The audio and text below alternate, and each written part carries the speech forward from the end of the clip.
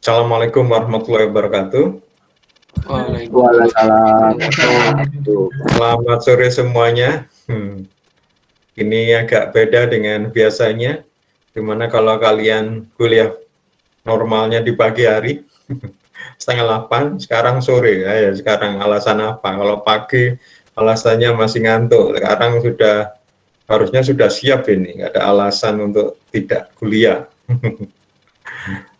Saya senang sekali bisa bertemu dengan kalian dalam kondisi sehat, segar, dan siap untuk menuntut ilmu. Semoga tetap demikian. Karena itu mari kita berdoa terlebih dahulu agar karunia kesehatan dan kesempatan untuk terus mengikuti kuliah, menimba ilmu selalu dilimpahkan oleh Yang Kuasa pada kita, dan tidak hanya kepada kita saja, kita harap juga pada keluarga, khususnya pada ayah yang telah bersusah payah menghidupi kita dan keluarga. Semoga juga sore ini perkuliahan lancar, tidak ada kendala di seluler, tidak ada kendala di sinyal, tidak ada kendala di wifi, tidak ada kendala di laptop dan lainnya. Ya, suara jelas, mic-nya jelas, kamera jelas, kameranya dinyalakan. Ya. Dan yang lebih penting adalah apa yang sudah kita usahakan sore ini benar-benar mendapat apa yang kita inginkan, yaitu menjadi ilmu yang bermanfaat sebagai bekal kalian untuk nanti lulus kuliah. Berdoa, menurut keyakinan masing-masing, berdoa mulai.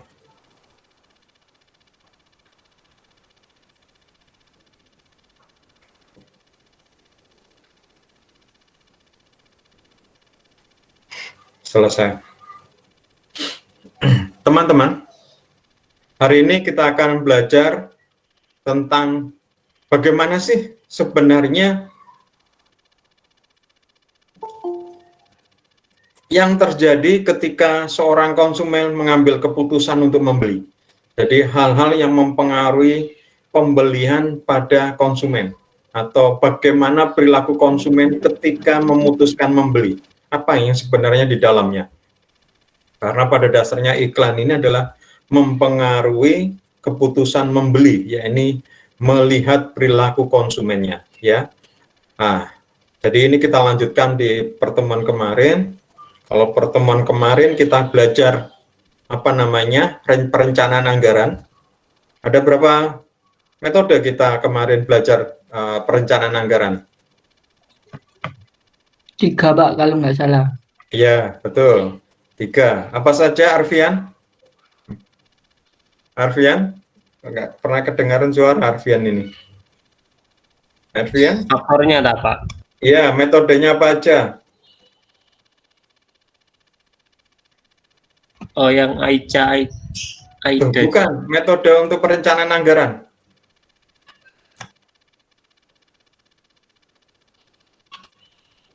Mungkin yang Gerindra A2 sama dengan F itu ya, Pak ya? Siapa yang jawab ini? Rizky? Ya, Iya. Rizky? Yang A2 sama dengan F.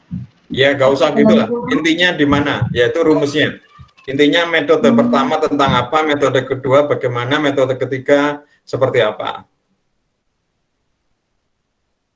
Iin, mungkin bisa bantu Rizky. Iin kok gak pernah kedengar suara ya? Yang pertama mungkin itu, Pak, rencana anggaran tahun depan. Terus yang kedua, Sebentar. anggaran. Bentar, ulangi lagi. Yang pertama itu menghitungnya berdasarkan apa?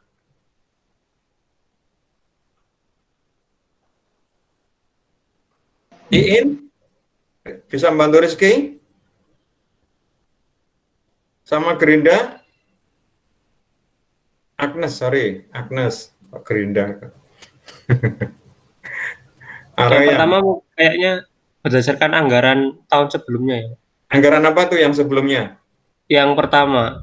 Nah ya, apa anggaran apa? Iklan, Pak, pasang iklan, Pak. Kenapa? Sebentar. Siapa ini yang jawab? Agnes?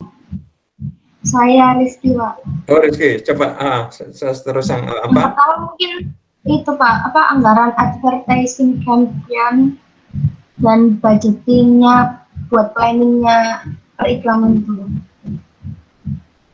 Salah. Kemarin kan sudah saya jelaskan, ada 3 metode untuk merencanakan anggaran. Metode pertama begini, metode begini, metode begini. Nggak usah pakai rumusnya lah, gampangannya aja. Dilihat catatannya. Iin, nggak kedengaran suaranya ini. Aroyan, tumben ini, masih ngantuk ya teman-teman. Kan sudah sore, masa masih ngantuk. Karena sore Pak, makanya ngantuk Pak. Makanya mandi dulu seperti saya tadi. Mandi dulu. Gimana? Ada 3 cara, ada 3 metode. Metode pertama menggunakan konstanta dari keuntungan penjualan tahun berjalan, ya. Jadi tahun keuntungan dari penjualan itu dikalikan konstanta untuk industri itu. Konstanta itu artinya standarnya, ya. Tentu beda, misalnya standar industri consumer goods dengan misalnya mesin industri misalnya, ya.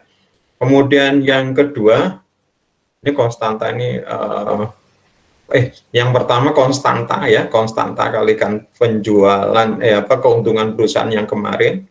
Kemudian yang kedua itu menggunakan metode konstanta dikalikan pesaing, ya. Jadi kita lihat pesaing-pesaing di dalam industri yang sama seperti apa. Jadi meskipun penjualan kita misalnya nurun, tapi kalau kompetitor di sana adalah banyak beriklan, ya kita ikutan beriklan, ya, meskipun sebenarnya kita inginnya tidak beriklan, ya. Baru yang ketiga adalah melihat faktor-faktor macam-macam apa yang kita inginkan, yang kita tujukan. Yang kemarin itu udah paling gampang adalah konstanta kali keuntungan penjualan kemarin, profitnya berapa. Profitnya semakin besar, anggaran ke depan makin banyak, ya. Kalau keuntungannya turun, ya berarti anggarannya turun. Nah, cuma konstantanya itu berapa? Konstanta ada di buku, ya, di buku berdasarkan jenis industrinya. Ya, kalau di Indonesia di Kadin gitu misalnya, ya. Kemudian yang kedua adalah konstanta kali pesaing, ya. Konstantanya sama dengan industri. Terus kemudian yang dipakai patokan bukan penjualan atau profit tahun yang berjalan, tapi yang dipakai patokan adalah anggaran periklanan kompetitor. Ya, semakin besar kompetitor beriklan, ya kita ikutan juga semakin besar juga, ya. Ini hubungannya kalau kemudian kita sendiri gak beriklan, sedangkan pesaing beriklan, takut kita justru dilupakan oleh konsumen. Yang ketiga adalah konstanta dikalikan tujuan apa yang kita inginkan, ya, berdasarkan berbagai macam faktor, ya. Seperti kemarin, ya, ada banyak faktor itu. Ya, itu ada 3 metode, ya. Bagaimana merencanakan anggaran. Sekarang kita akan lanjutkan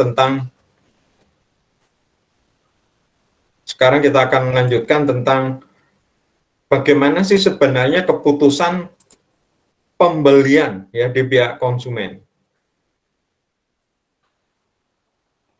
Oke, mungkin sebelum saya lanjutkan, ada yang mungkin mau ditanyakan terkait pertemuan sebelumnya. Yang barusan gabung, sekali lagi saya ingatkan, cepetan absen. Cepetan absen, ya, masih ada waktu sekitar 5 menit lagi, ya. Absen adalah bukti bahwa kalian ikut kuliah, itu aja, itu yang paling itu. Sedangkan abdolnya adalah kalian mengikuti perkuliahan untuk mendapat ilmu. Kalau absen nggak dapat ilmu, tapi secara data kalian tercatat sudah kuliah, ya.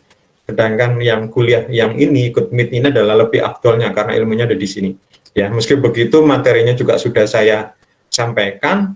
Kalian kalau mau pelajari sendiri monggo. Makanya kalian store muka aja di sini. Kalau misalnya memang ada keperluan, apalagi ini adalah kuliah pengganti yang dimana mungkin normalnya nggak ada perkuliahan hari ini, monggo kalian minta interupsi aja, Pak, saya mau keluar, Pak Yusuf, ada apa kayak gitu, monggo silakan.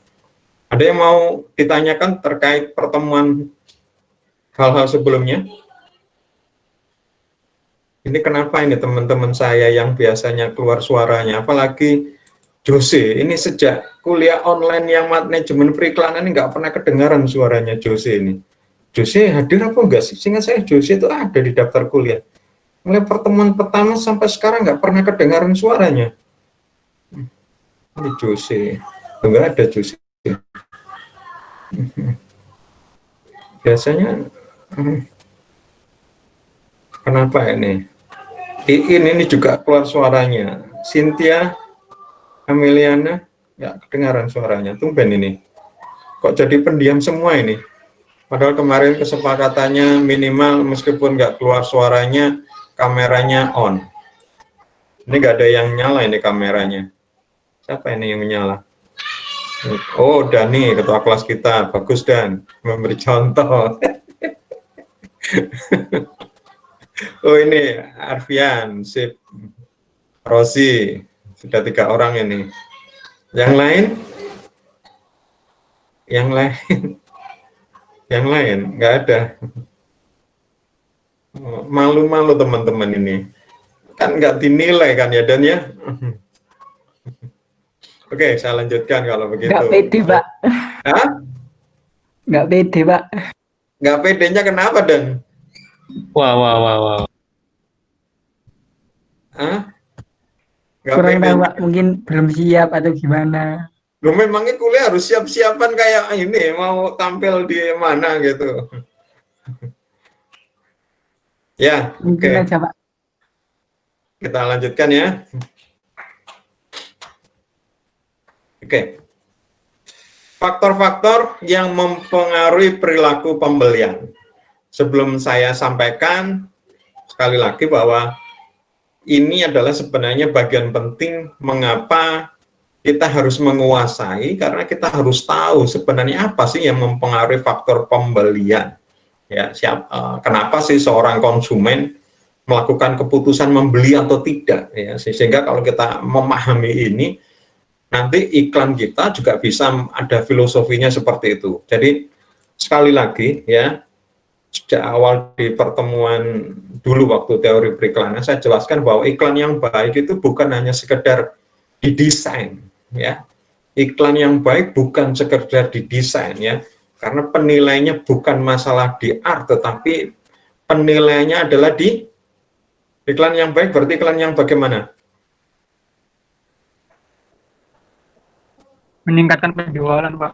Betul sekali, Royan. Jadi iklan yang baik tentu adalah mencapai tujuan dari manajemen periklanan. Apa tujuannya? Ya ini ya tergantung yang ditetapkan itu. Tapi kebanyakan adalah sebagai perusahaan adalah tentu adalah meningkatkan penjualan. Naga-naganya adalah meningkatkan profit. Jadi titik akhir adalah iklan yang baik adalah meningkatkan keuntungan. Memang tidak semua pengiklan atau perusahaan yang atau dalam tanda petik orang ya, dalam tanda petik orang yang memasang iklan tidak berarti profit ya, tergantung ya. Jadi kalau misalnya perorangan kayak misalnya calon presiden, calon legislatif, kepinginnya ya gak ada keuntungan, tetapi dia dipilih ya. Jadi waktu orang-orang mendengar iklannya itu nanti pas hari pemilu dia datang nyoblos atau milih dia ya. Ini contoh, tapi intinya adalah pada dasarnya semuanya adalah kepinginnya adalah profit. Jadi desain iklan yang desainnya bagus atau apapun, tapi ternyata tidak menggerakkan orang untuk membeli, berarti iklan itu tidak bagus. Begitu Pak Yusuf? Iya memang, ya gimana lagi, memang tujuannya begitu. Bukan masalah bagus-bagusan. Kalau iklannya bagus, keren, dipuji sama kritikus-kritikus seni dan macam-macam, tetapi tidak meningkatkan penjualan, ya pengiklannya pasti marah-marah juga. Wah enak kamu dapat penghargaan macam-macam, ini aku nggak dapat apa-apa, ini bisnisku nggak berkembang gitu ya. Contoh yang kemarin kalian sudah presentasi ya, sebagian sih, yaitu tentang hubungan antara periklanan dengan penjualan ya. Ternyata juga ada di mana ada ternyata beriklan nggak beriklan, ternyata penjualannya juga nggak naik ya. Itu kemarin yang kalau nggak salah kelompok yang mempresentasikan tentang produknya namanya Sarimi kalau nggak salah ya, hampir penjualannya stagnan, tetap gitu, nggak ada peningkatan. Jadi ada iklan pun ya tetap aja seperti itu. Jadi model garis ya. Oke, kita lanjutkan. Terima kasih. Teman-teman masih bisa mengingat apa yang sudah saya terangkan. Jadi monggo dicatat. Tapi jangan khawatir, kan sudah saya download, sambil mungkin dicatat apa ditambah-tambahin gitu ya. Oke. Ini faktor-faktor yang mempengaruhi perilaku pembelian konsumen. Yang pertama, faktor itu adalah budaya. Nanti kita akan lihat lebih detail ya. Kemudian sosial, ya, pribadi, psikologi, dan terakhir adalah pembeli itu sendiri. Ya, dua hal, budaya dan sosial, alhamdulillah kita sudah belajar di sosiologi komunikasi. Ya, sosiologi komunikasi. Nanti kalau kalian melihat nanti hampir sama dengan sosiologi komunikasi, betul ya. Alhamdulillah kemarin kita sudah dapat, dan kebetulan saya sendiri yang juga mengajar, dan semester kemarin yang kalian belajar di semester kemarin tentang sosiologi komunikasi. Jadi faktor-faktor mempengaruhi perilaku pembelian seperti ini ya. Ada 5 faktor ya: budaya, sosial, pribadi, psikologi, dan pembeli. Oke, sekarang kita lihat lebih detail ya. Pertama, budaya. Kemarin kita sudah tahu ya, di dalam sosiologi komunikasi sudah saya jelaskan apa yang dimaksud dengan budaya. Ya, jadi budaya ini adalah kumpulan nilai-nilai persepsi, keinginan, dan tingkah laku yang dipelajari oleh seorang anggota masyarakat dari keluarga atau lembaga penting lainnya. Jadi budaya ini adalah sesuatu yang bukan merupakan waris ya, jadi bukan genetik ya. Budaya itu harus dipelajarin, harus ditransfer ya. Salah satu untuk mentransfer itu adalah komunikasi. Ya, tanpa komunikasi, lewat pendidikan, lewat pengajaran, ya, lewat percontohan, dicontohkan sama yang tua atau yang lain, budaya itu tidak tersampaikan. Ya, tidak berarti misalnya, mohon maaf misalnya, Dani misalnya, Dani orang Indonesia, bapak ibunya orang Indonesia, pinter bahasa Indonesia, tapi ternyata Dani itu sejak kecil nggak diasuh sama orang tuanya bahasa Indonesia, tapi mungkin sejak kecil diasuh sama neneknya. Kebetulan neneknya pinter bahasa Prancis. Pinter bahasa Prancis. Dani nggak pinter bahasa Indonesia, tapi pinter bahasa Prancis. Padahal kita lihat Dani ya perawakannya Jowo-wowo. Oh, Jowo-wowo. Pokoknya gitulah kayak orang Indonesia asli. Tapi ketika, Mas, mau kemana? Hah? Wong Zong, apa sih? Bahasa Prancis ya bono kayak bindeng-bindeng gitu ya. Wong Zong, kayak gitu ya. Kayak gitu. Wong digre. Ya kayak gitu ya. Kayak siapa itu apa namanya, sutradaranya film apa itu yang Mimi itu, Incredible Me, apa itu? Film yang Minion itu apa, Dan? Despicable Me, Pak. Despicable Me. Sutradaranya siapa itu, Dan? Kurang tahu saya, Pak, sutradaranya, Pak. Nah, sutradaranya itu siapa ya namanya? Kayak nama-nama Indonesia, Lintang atau Bintang atau apa? Nah itu Pierre siapa sih? Nah, itu kan anaknya penulis buku terkenal, si N. Hadini. Jadi ibunya itu orang Indonesia, cuma bapaknya itu orang Perancis. Ya, dulu ya ikut ibunya, tapi ketika cerai dia ikut ayahnya yang apa namanya, duta besar Perancis ya, hidup di Perancis. Jadi sekarang dia ya nggak bisa nggak bisa bahasa aja Indonesia ya. Ketika ibunya meninggal kan dia datang ke Jawa Tengah, meninggalnya di sana di Indonesia ya, nggak bisa dia ya, hanya beberapa kata yang diingat, sebagian besar bahasa Prancis. Tapi kalau kita lihat perawakannya hampir kayak orang Indonesia sebenarnya, hampir kayak orang Indonesia. Siapa sih namanya, coba kalian klik di Google itu, sutradara Despicable Me. Pierre Coffin. Nama tengahnya coba Arfian, siapa itu? Pierre Lintang Coffin ya? Ya, kalau nggak salah. Jadi Coffin itu nama ayahnya, ya. Pierre itu nama depannya. Tengahnya itu diberi sama ibunya. Kalau nggak salah ada Lintang atau apa gitu ya. Terus dia punya Padang. Padang. terus adiknya itu cewek, juga namanya ada tengahnya tuh nama Jawanya, Maya atau apa gitu. Ya kebetulan saya dulu mempelajarin banget ya, sampai saya pelajarin sampai sejarahnya, sampai ikutin semuanya, fotonya dan macam-macam. Tapi sekarang wis nyaris ya, udah kayak orang Prancis. Tapi kalau kita lihat peranakannya, ya kayak orang Indonesia. Oke, kembali ya, ngalur ngidul sampai ke sana. Enggak, intinya gini, budaya tidak bisa diwariskan ya. Jadi budaya itu harus diajar. Jadi kalau misalnya sekarang di sebuah daerah ada bahasa dan itu budaya, tapi tidak diajarkan sama pemakai bahasa itu, maka ya juga nggak bisa, bahasa itu kan hilang. Nggak, yang mengucapkan juga itu. Contoh saya aja ya, bapak saya orang Madura, ibu saya orang Madura, bukan orang Pulau ya. Bapak saya orang Jember, ibu saya itu Probolinggo. Kalau nggak salah tadi ada teman kalian yang sekarang di Probolinggo ya. Oh, dia taruh periklanan ya. Jadi di Probolinggo. Itu normalnya meskipun tinggal di Jawa itu bahasanya Madura ya. Bapak ibu kalau di sana ya bahasa Madura sehari-hari bertemu dengan orang, kecuali mungkin di sekolah. Tapi saya sejak kecil nggak pernah diajarin bahasa Madura, jadi saya tidak tahu ya. Tapi kalau saya mendengar bahasa Madura agak paham, karena kalau ke desa ibu ngomong bahasa Madura dengan saudara-saudara ya saya agak tahu gitu maksudnya. Ya itu contoh ya.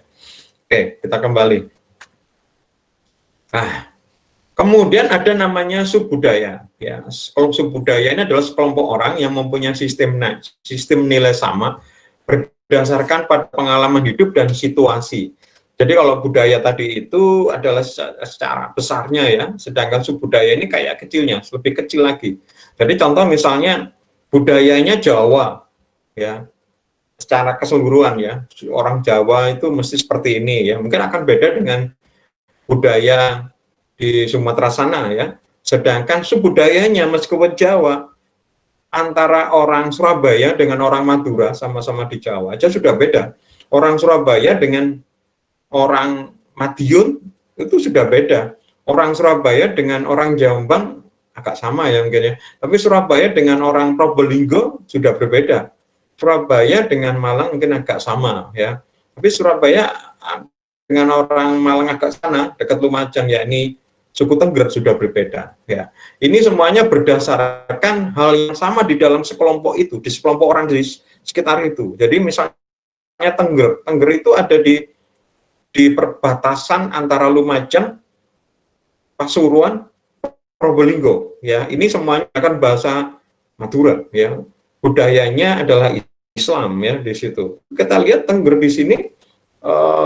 Saya nggak tahu bahasanya apa di situ ya, tapi agamanya sudah Hindu ya. Terus kemudian di Banyuwangi itu ada bahasanya adalah bahasa Madura ya, dan mereka Islam. Tapi di situ ada orang kecil di situ, sekelompok di situ orangnya namanya Osing, suku Osing. Bahasanya bahasa Osing ya, beda dengan bahasa Madura ya, dan juga agamanya beda ya, ada Hindunya ya. Jadi ini seperti ini. Rasanya kemarin kita sudah bicara panjang lebar, kalian sudah belajar di sosiologi komunikasi. Saya tidak akan sampai dalam di situ. Berikutnya adalah kelas sosial, ya. Jadi ada budaya, ada subbudaya, kemudian ada kelas sosial. Kelas sosial ini adalah divisi masyarakat yang relatif permanen dan teratur dengan para anggotanya menganut nilai-nilai, minat dan tingkah laku yang serupa. Jadi kelas sosial ini biasanya terjadi karena sesuatu yang sama, misalnya pekerjaannya misalnya petani, itu kelas sosial, ya budayanya pasti sama ya, kalau pagi ke sawah, agak siang mungkin pulang, nanti sore ke sawah lagi, beda dengan orang kantoran yang hampir di rumah itu nggak ada, baru ada itu malam ya. Kalau petani mereka masih pulang kadang-kadang ya, masih pulang, jadi nggak sampai seharian di sawah, mungkin jam 10 pulang. Ya jam 10 kurang karena sudah panas, nanti sekitar jam 3 ke sawah lagi gitu ya, kayak gitu. Atau mungkin nelayan bekerjanya baru malam ya. Ini adalah kelas sosial ya, bisa berdasarkan pekerjaan, bisa berdasarkan pendidikan ya, bisa berdasarkan kesamaan hobi atau gaya hidup ya. Misalnya kelas sosial perkotaan berbeda dengan kelas sosial perdesaan. Ini semuanya mempengaruhi penjualan. Ya. Maka di sini kita lihat kebudayaan adalah kompleks yang mencakup pengertian, kepercayaan, kesenian, moral, hukum, adat istiadat, serta kebiasaan-kebiasaan yang didapatkan oleh manusia sebagai anggota masyarakat. Mari kita sudah belajar ya sampai detail-detailnya. Bahkan kalian sudah saya minta kalian untuk mempelajari misalnya contoh dari komunikasi nonverbal aja ya, komunikasi nonverbal. Komunikasi nonverbal itu ada di budaya, ada di dalam bahasa. Bahasa ini aja sudah terjadi ada beda, ada yang bahasa yang bisa kita pahami seperti ini ya, bahasa namanya verbal, dan ada yang bahasa nonverbal. Dan nonverbal ini pun juga dipelajarin karena ternyata tiap budaya ini ternyata juga memiliki arti yang berbeda-beda. Ya, ini sangat luas ya.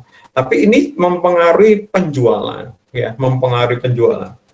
Contoh di Indonesia ya, karena di sini adalah di sini adalah kebanyakan orang Islam ya. Tentu di sini orang akan untuk melihat makanan akan dilihat apakah misalnya halal atau tidak. Ya, ini budaya. Tetapi kalau misalnya kita memproduksi makanan tanpa memperhatikan ini, meskipun di luar negeri sukses berat, belum tentu berhasil di Indonesia. Ya, kalau misalnya makanan itu tidak halal. Ini contoh. Jadi harus memahami juga budaya. Ya, contoh seperti itu. Ada yang lain? Siapa yang mau memberikan contoh bahwa keputusan membeli ini juga dipengaruhi oleh budaya? Arfian mungkin memberikan contoh. Kemarin di sosiologi kita nggak sampai kita ngaitkan dengan keputusan membeli ya. Ini tadi saya contoh bahwa keputusan membeli sesuatu misalnya makanan itu terkait misalnya halal. Ini budaya ini ya, terkait di situ ya. Jadi misalnya contoh ada makanan berhasil di Cina misalnya. Ketika didatangkan di Indonesia belum tentu sukses ya, belum tentu sukses karena misalnya ternyata tidak halal. Nah, ini juga harus memperhatikan di dalam situ. Contoh lain apa misalnya? Budaya oleh-oleh, Pak. Rosi mungkin mau beri apa? Budaya oleh-oleh, Pak. Budaya oleh-oleh. Hanya di Indonesia toh? Atau di negara lain atau bagaimana? Kayaknya sih di Indonesia aja, Pak. Karena kan kalau nggak ada oleh-oleh nanti dinyinyirin tangga, Pak. Berarti kamu kalau ke Surabaya pasti bawa oleh-oleh buat ini teman-teman kos ini. Enggak, Pak. Pantesan. Ya nggak gitu. Jalan mertua, Pak. Oleh-oleh memang mertua toh, kanca kosnya gak dikei, Mas. Ya, yang utama itu dulu, Pak. Padahal Madiun makanannya enak-enak ya, mulai dari bumbu pecel, brem, terus apa lagi, keripik tempe ya. Ya, bisa jadi ya. Jadi itu salah satu budaya di Indonesia itu adalah apa ya, kebiasaan kalau orang keluar kota itu dimintai oleh-oleh atau ya jadinya ya kita harus membelikan sesuatu. Betul itu yang jadi makanan khas itu adalah sesuatu yang bisa jadikan apa ya, perdagangan ya, betul Edwin. Mungkin Edwin sudah tahu bahwa di Madiun itu mungkin juga sesuatu yang khas, makanya salah satu kehidupan di Madiun sana ya berkaitan dengan makanan khas yang tadi sudah sebut tadi kayak apa, brem, lagi bumbu pecel. Kalau di Kediri ada gedok, ada tahu kuning ya. Ini contoh bisa juga di Malang apa keripik tempe atau apa itu ya, sampai yang baru-baru kayak apa. Pak Piatelo, Pak. Potelo. Nah, Pak Potelo ya. Kalau Sidoarjo, Pak. Sudah kecil apa? Lontong kupang, tapi gak bisa dipakai no ya lontong kupang. Oh, ada lah. Ada Pak oleh-olehnya Pak Sidoarjo, Pak. Apa kok? Lapindo. Pindang presto, Pak. Bandeng presto, Pak. Ya itu, bandeng presto, terus kemudian keripik kerupuk udang ya. Telur asin, Pak. Terus kemudian apa namanya, petis itu ya, yang berkaitan dengan laut. Kemarin saya ngirim ke saudara di Bandung kerupuk udang karena meskipun di sana ada tapi masih kalah enak dengan kerupuk udang Sidoarjo. Ya, sampai saya ngirim kan ada. Beda, tak? Yang di Cirebon kan ada, beda, tak? Kerupuk udang. Iya, Pak. Oh gitu tak? Nggak tahu aku di Cirebon ada kerupuk udang. Kalau yang kau tahu di Cirebon itu udang juga sih. Apa beda lagi?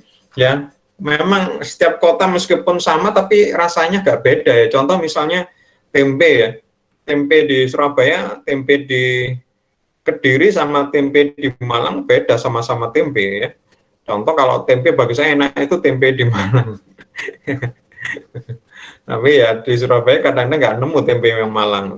Tempe Malang yang khas kayak apa? Ada yang tahu? Ini Pak, Jalan Bango Pak, Pak Tohir. Ya, tempe Malang seperti apa, Go? Mendon. Ini Pak, ya terbuat dari kedelai Pak. Beda dari ininya aja Pak, apa namanya, jamur apa yang putih-putih loh Pak. Ragi. Ya, Ragi. dibuat Ada jamur apa gitu Pak. Oh, Lupa, tapi kalau yang tempe Malang itu yang khas itu nggak hanya kedelai, tapi dicampur dengan kacang tanah itu. Oh iya Itu Pak, tempe ya Malang. Pak, campur kacang Pak. Iya Pak, enak itu Pak. Diberi tepung, digoreng, makan pakai lombok. Woi, mantap. Itu Surabaya. Mantap Pak, ini saya lagi makan ini Pak. Kayak gitu.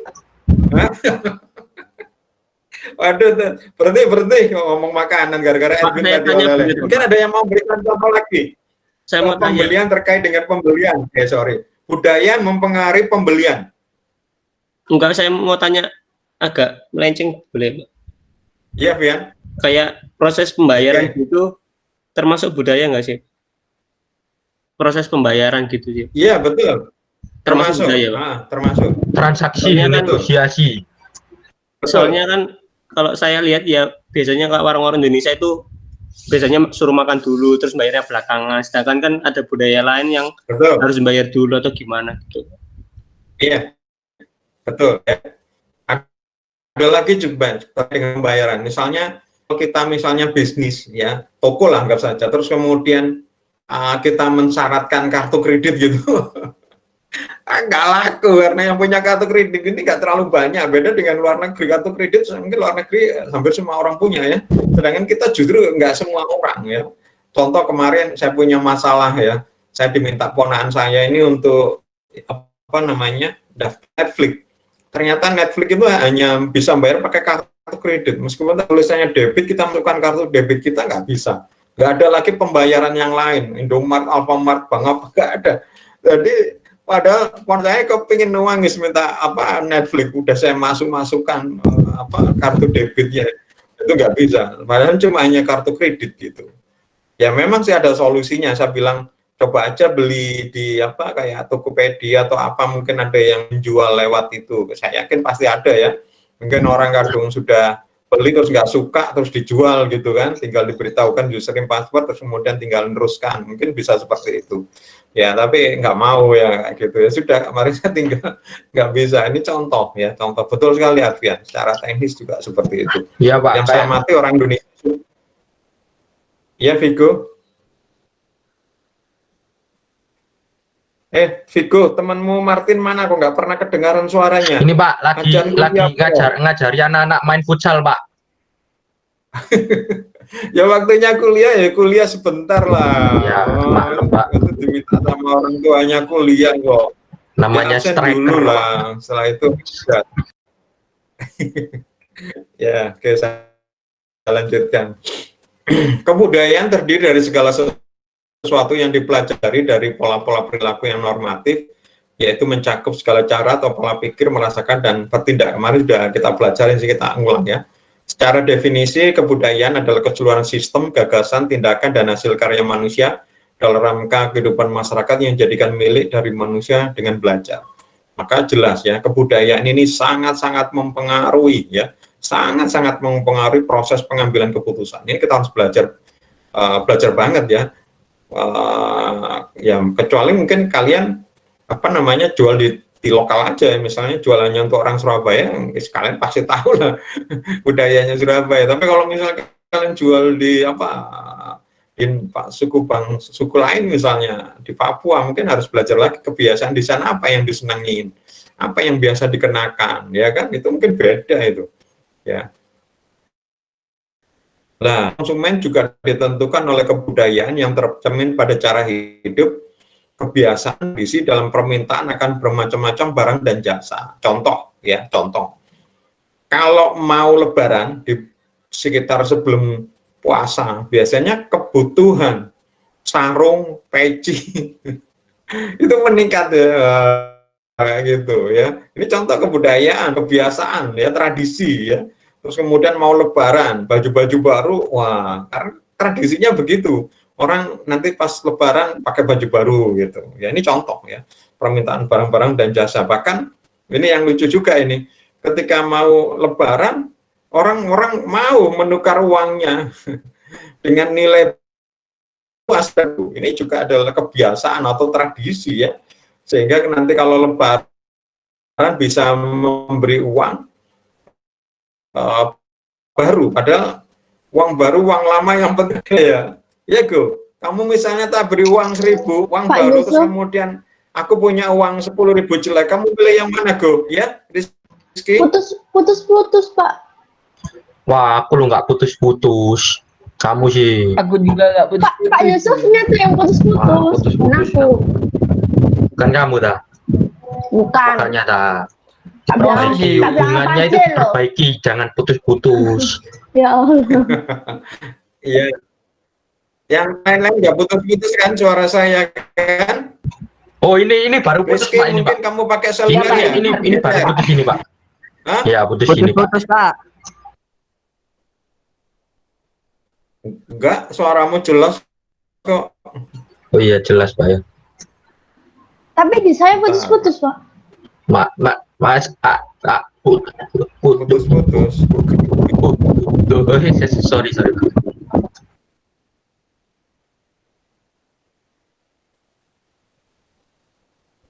Oh, gitu dah. Coba saya lihat apa router saya. Siapa terjadi peningkatan traffic apa enggak? Maklum wifi ku saya gratiskan buat Mungkin tetangga. ini Pak, laptopnya aja Pak yang rusak Pak. Apa tahu anak Beli di saya aja Pak. oh gitu. Di saya aman kok Pak. Oh ya bener ini. Ini ada 8 orang ini yang lagi, banyak ini. Biasanya berapa ini? Ada 8 orang ini semuanya. Tapi ya nggak terlalu kok, sudah saya yang tetangga-tetangga tak beri apa bandwidth yang nggak besar. Nggak apa-apa, harusnya lancar aja. Dimaling tetangga saya mungkin lanjutkan. Pak wifi-nya Pak. Ya memang saya gratiskan untuk tetangga Waduh. juga kalau foto. Wah, habis streaming YouTube itu Pak, lihat podcast Pak. Nggak apa-apa, yang penting kan di router sudah saya set berapa batas maksimal dia download ya.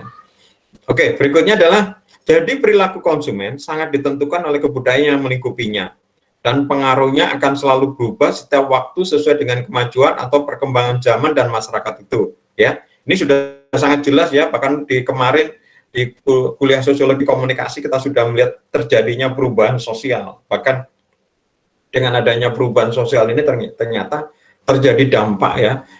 Perubahan itu bisa teknologi yang kemarin kita belajar ya, kemudian akibatnya banyak hal yang terjadi ya, misalnya contoh komunikasi ya, banyaklah kemarin kita juga belajar di sosiologi. Oke, sekarang kita masuk di bagian kedua. Oke, sebelum kita lanjutkan mungkin ada pertanyaan sampai di sini di budaya. Pak, ini urutan faktornya itu ada urutannya Pak, sebenarnya bebas sih Pak. Sebenarnya sih bebas, tapi kita lihat dari bagian yang tadi itu, Arfian. Jadi yang paling besar dulu adalah budaya, ya, terus kemudian kecil ya. Jadi yang paling besar tentu yang paling luas budaya, ya. Nah ini kita masuk lebih dalam. Jadi contoh yang tadi itu sudah saya perlihatkan di PowerPoint. Nah ini ya paling besar tentu adalah budaya, karena budaya itu sudah semuanya ya.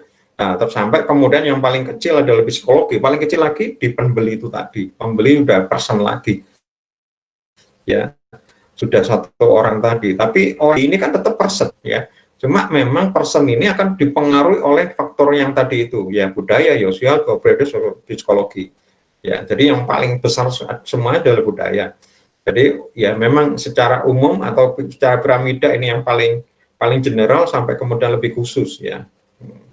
Mengerucut ke atas ya, ke detail. Oke, kalau nggak ada pertanyaan saya lanjutkan. Sosial ya, sosial lah. Kalau kita lihat tadi ada budaya itu berarti secara keseluruhan ya di dalam sebuah daerah karena ada ikatan. Sekarang ada namanya kelompok acuan, ya, kelompok acuan. Kelompok acuan ini adalah titik perbandingan atau acuan langsung atau tidak langsung dalam membentuk sikap atau tingkah laku seseorang. Jadi kadang-kadang orang memiliki kelompok acuan di dalam bertindak, ya, kelompok acuan, ya. Jadi bisa saja dia memang orang Madura, tapi dia bertindak mungkin seperti orang Betawi, ya, orang Betawi, ya, karena dia melihat orang Betawi itu sebagai kelompok acuan, ya. Nah, ini contoh ya, kita akan melihat bahwa kelompok acuan itu terdiri dari dua. Yang pertama adalah kelompok aspirasional.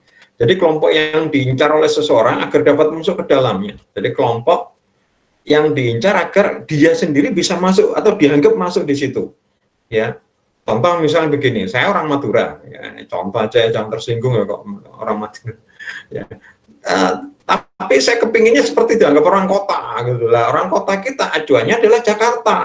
Ya, kalau kita lihat di sinetron-sinetron menggunakan kata gue, lu, kayak gitu. Apa anjir, apa istilahnya bahasa prokem lah. Akhirnya di rumah kadang-kadang lu gua which is gitu, gitu Pak, literally gitu Pak biasanya Pak. Itu ya, kayak di apa itu di vlog-vlog di vlog-vlognya apa itu para selebritis ya itu. Jadi kan Iya, itu. ini campur aduk Pak. Betul. Jadi nanti dianggap, oh dia itu orang kota gitu loh, orang kota. Kenyataannya, itu nggak hanya mungkin dari bahasa ya, mungkin sekarang yang lagi trennya apa gitu ya. Atau ini contoh, nggak usah jauh-jauh misalnya, ini lebih jauh lagi sih. Tadi kan Madura ke Jakarta, ada yang lebih jauh lagi nih. Ada beberapa anak muda misalnya. Saya lihat di teman kalian ada itu kakak kelas kalian itu. Ya, orang Indonesia tinggal di Surabaya, acuannya, mohon maaf, orang Korea, apa itu namanya, budaya K-pop ya, mulai dari pakaian ya, apa budayanya, kayak ada ciri khasnya K-pop, saya sampai nggak tahu, sampai temennya, Pak Yusuf, anak itu loh, Pak Yusuf itu K-pop beneran loh, gimana kita membedakan bahwa itu pakaian itu tren K-pop atau enggak, dia tahu gitu, karena saya memang nggak terlalu mengikuti gitu loh, gitu. Jadi yang lain itu ya tahu bahwa apa namanya yang kayak budaya K-pop seperti apa. Ini contoh ngikutin, ya. Jadi acuan, ya. Jadi mulai dari potongan rambut ya mungkin ya. Kalau siapa yang di sini, yang saya tahu ada kakak kelas kalian cewek gitu, ya.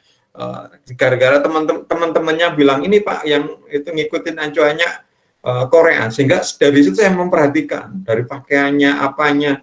Iya sih kelihatan memang beda dengan teman-teman yang lain.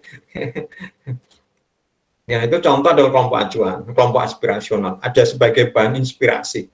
Kemudian yang kedua adalah kelompok acuan itu bisa dari tokoh, ya, tokoh siapa yang mengungkapkan pendapat, ya. Jadi dalam itu karena mungkin karena ketokohannya, karena keterampilan, karena pengetahuan, karena apalah yang dianggap hebat, itu yang dijadikan apa namanya, jadikan acuan. Misalnya contoh, siapa yang sekarang itu yang terkenal? Baim misalnya.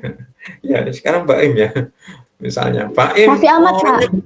Raffi Ahmad gitu. Ya udah kita ngikutin apa yang dia dilakukan. Bahkan Raffi Ahmad ngomong gini kita manut gitu. Ya, ada kan kayak gitu. Itu yang contoh ya yang model itu. Tapi kalau misalnya di desa mungkin kelompok pemuka masyarakatnya itu misalnya mohon maaf misalnya kiainya ya. Atau mungkin tokoh agama di situ, atau mungkin tokoh budaya di situ, ya. Kayaknya ngomong begini semuanya manut, ya kan? Jadi ngikutin apa yang disampaikan oleh kelompok acuan tadi. Tapi kelompok acuan ini adalah orang yang apa ya, memberikan pendapatnya, ya, bukan sebagai kelompok acuan sebagai aspirasi, tapi benar-benar apa yang disuruh sama pemukanya, ya ngikutin, ya. Nah, itu. Jadi harus A ya A, B ya B. Itu contoh, ya. Ini sangat mempengaruhi dan ini sebenarnya paling gampang ini. Ya, oke. Sekarang mungkin saya tanyakan ke kalian. Kalau tadi budaya mempengaruhi pembelian, yaitu salah satu contohnya adalah contoh tadi itu adalah masalah label halal atau tidak. Sekarang, kalau hubungannya dengan kelompok acuan sosial ini, kira-kira hubungannya bagaimana?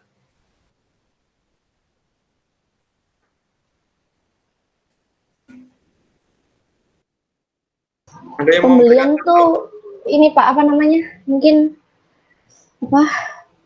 Iklannya tuh makin dikenal gitu. Brand iklannya maksudnya. Gitu. Ya, kurang tepat Rizky. Ada yang lain mungkin? Vigo? Martin Iya, masih Pak. belum masuk. Vigo, Martin nggak kuliah dah sore ini. Masih ini Pak, ngajar futsal katanya Pak. Sama Oke, sama Pak. Madun Pak. Belajar tendangan macan. Lah kok masih ono ta iku? Apa iku? Apa sinetron sing arek-arek Iya main ada di Pak, Papua masih iku? ada Pak itu Pak. Ah, Tapi sudah. dulu kan ini Martin sama Madun kan musuhan, sekarang bolo-boloan Pak. Gitu. Ya. Sebenarnya di kaitan pembelian dengan kelompok acuan ini lebih gampang. Ya, kenapa? Kalau kita membuat iklan, pakai aja kelompok acuan itu, dijadikan di iklan kita sebagai model, sebagai kemarin kalau kalian belajar di teori periklanan, kemarin apa menggunakan apa namanya? Brand ambassador Pak, endorse. Endorse istilahnya. Kalau di teori periklanan kemarin kita gunakan sebagai public person ya, public speaker ya. Terus kemudian testimonial, review, kayak gitu kan kemarin kan ada 3 teori yang berkaitan dengan itu. Ini kalau kita pakai dan ngomong A, ya semuanya ngikut gitu loh. Jadi contoh kalau misalnya ada tokoh misalnya contoh Atta Halilintar, ini ternyata ada pengikutnya.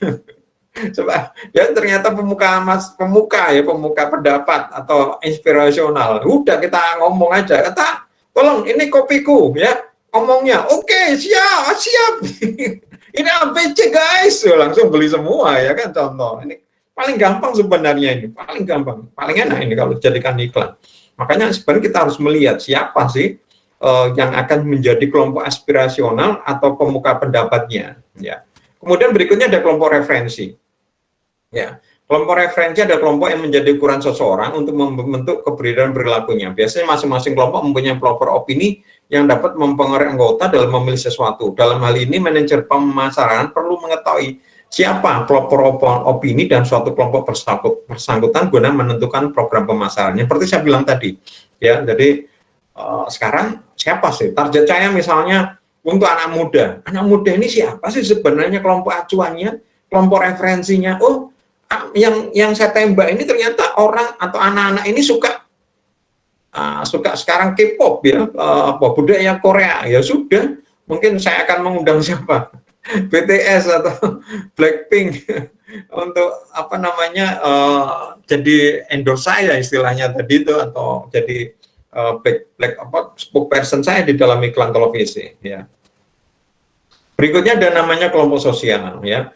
Nah, kelompok sosial ini adalah semenjak manusia dilahirkan sudah mempunyai hasrat atau keinginan pokok, yaitu keinginan menjadi satu dengan manusia lain di sekelilingnya, ya masyarakat. Keinginan untuk menjadi satu dengan alam sekelilingnya. Jadi pada dasarnya manusia ini, karena manusia ini bersifat sosial, artinya dia tuh selalu bergerombol ya, nggak mungkin hidup sendiri, ya selalu bergerombol ya. Di gerombol ini dia akan selalu mengikuti sesuatu yang sama sebenarnya, sesuatu yang sama, entah sama di mana ya. Contoh misalnya, kalau misalnya dia senang main game gitu ya, misalnya di DKV satu angkatan misalnya ada yang senang main game, pasti dia tahu siapa yang suka main game, pasti gerombol dengan yang suka main game ya. Terus kemudian yang suka K-pop itu mungkin punya kelompok gerombol dengan yang penggemar K-pop gitu ya. Gimana di DKV? Kalau dulu saya waktu kuliah S1 memang ada kayak kelompok-kelompok ya, ada kelompok desa ya, orang-orang desa. Ada kelompok The Hype itu anak yang kaya-kaya itu ngumpul ya. Jadi kalau kuliah gitu setelah itu langsung ke kafe gitu ya. Terus ada yang kelompok apa namanya, kelompok anak yang keagamaan gitu. Jadi semua ngelompok gitu. Jadi otomatis ketika ayo kalian bentuk kelompok, otomatis mereka udah tahu siapa kelompoknya. Jadi masih nggak masuk pun langsung ditulis.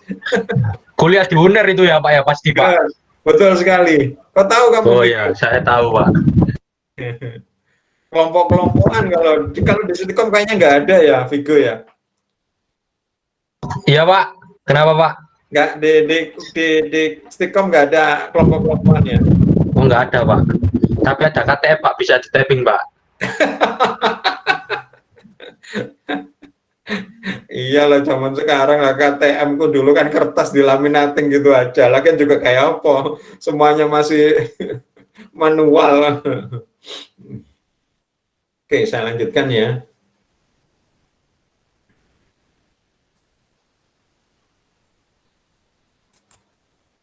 Kok nggak kelihatan? Sebentar.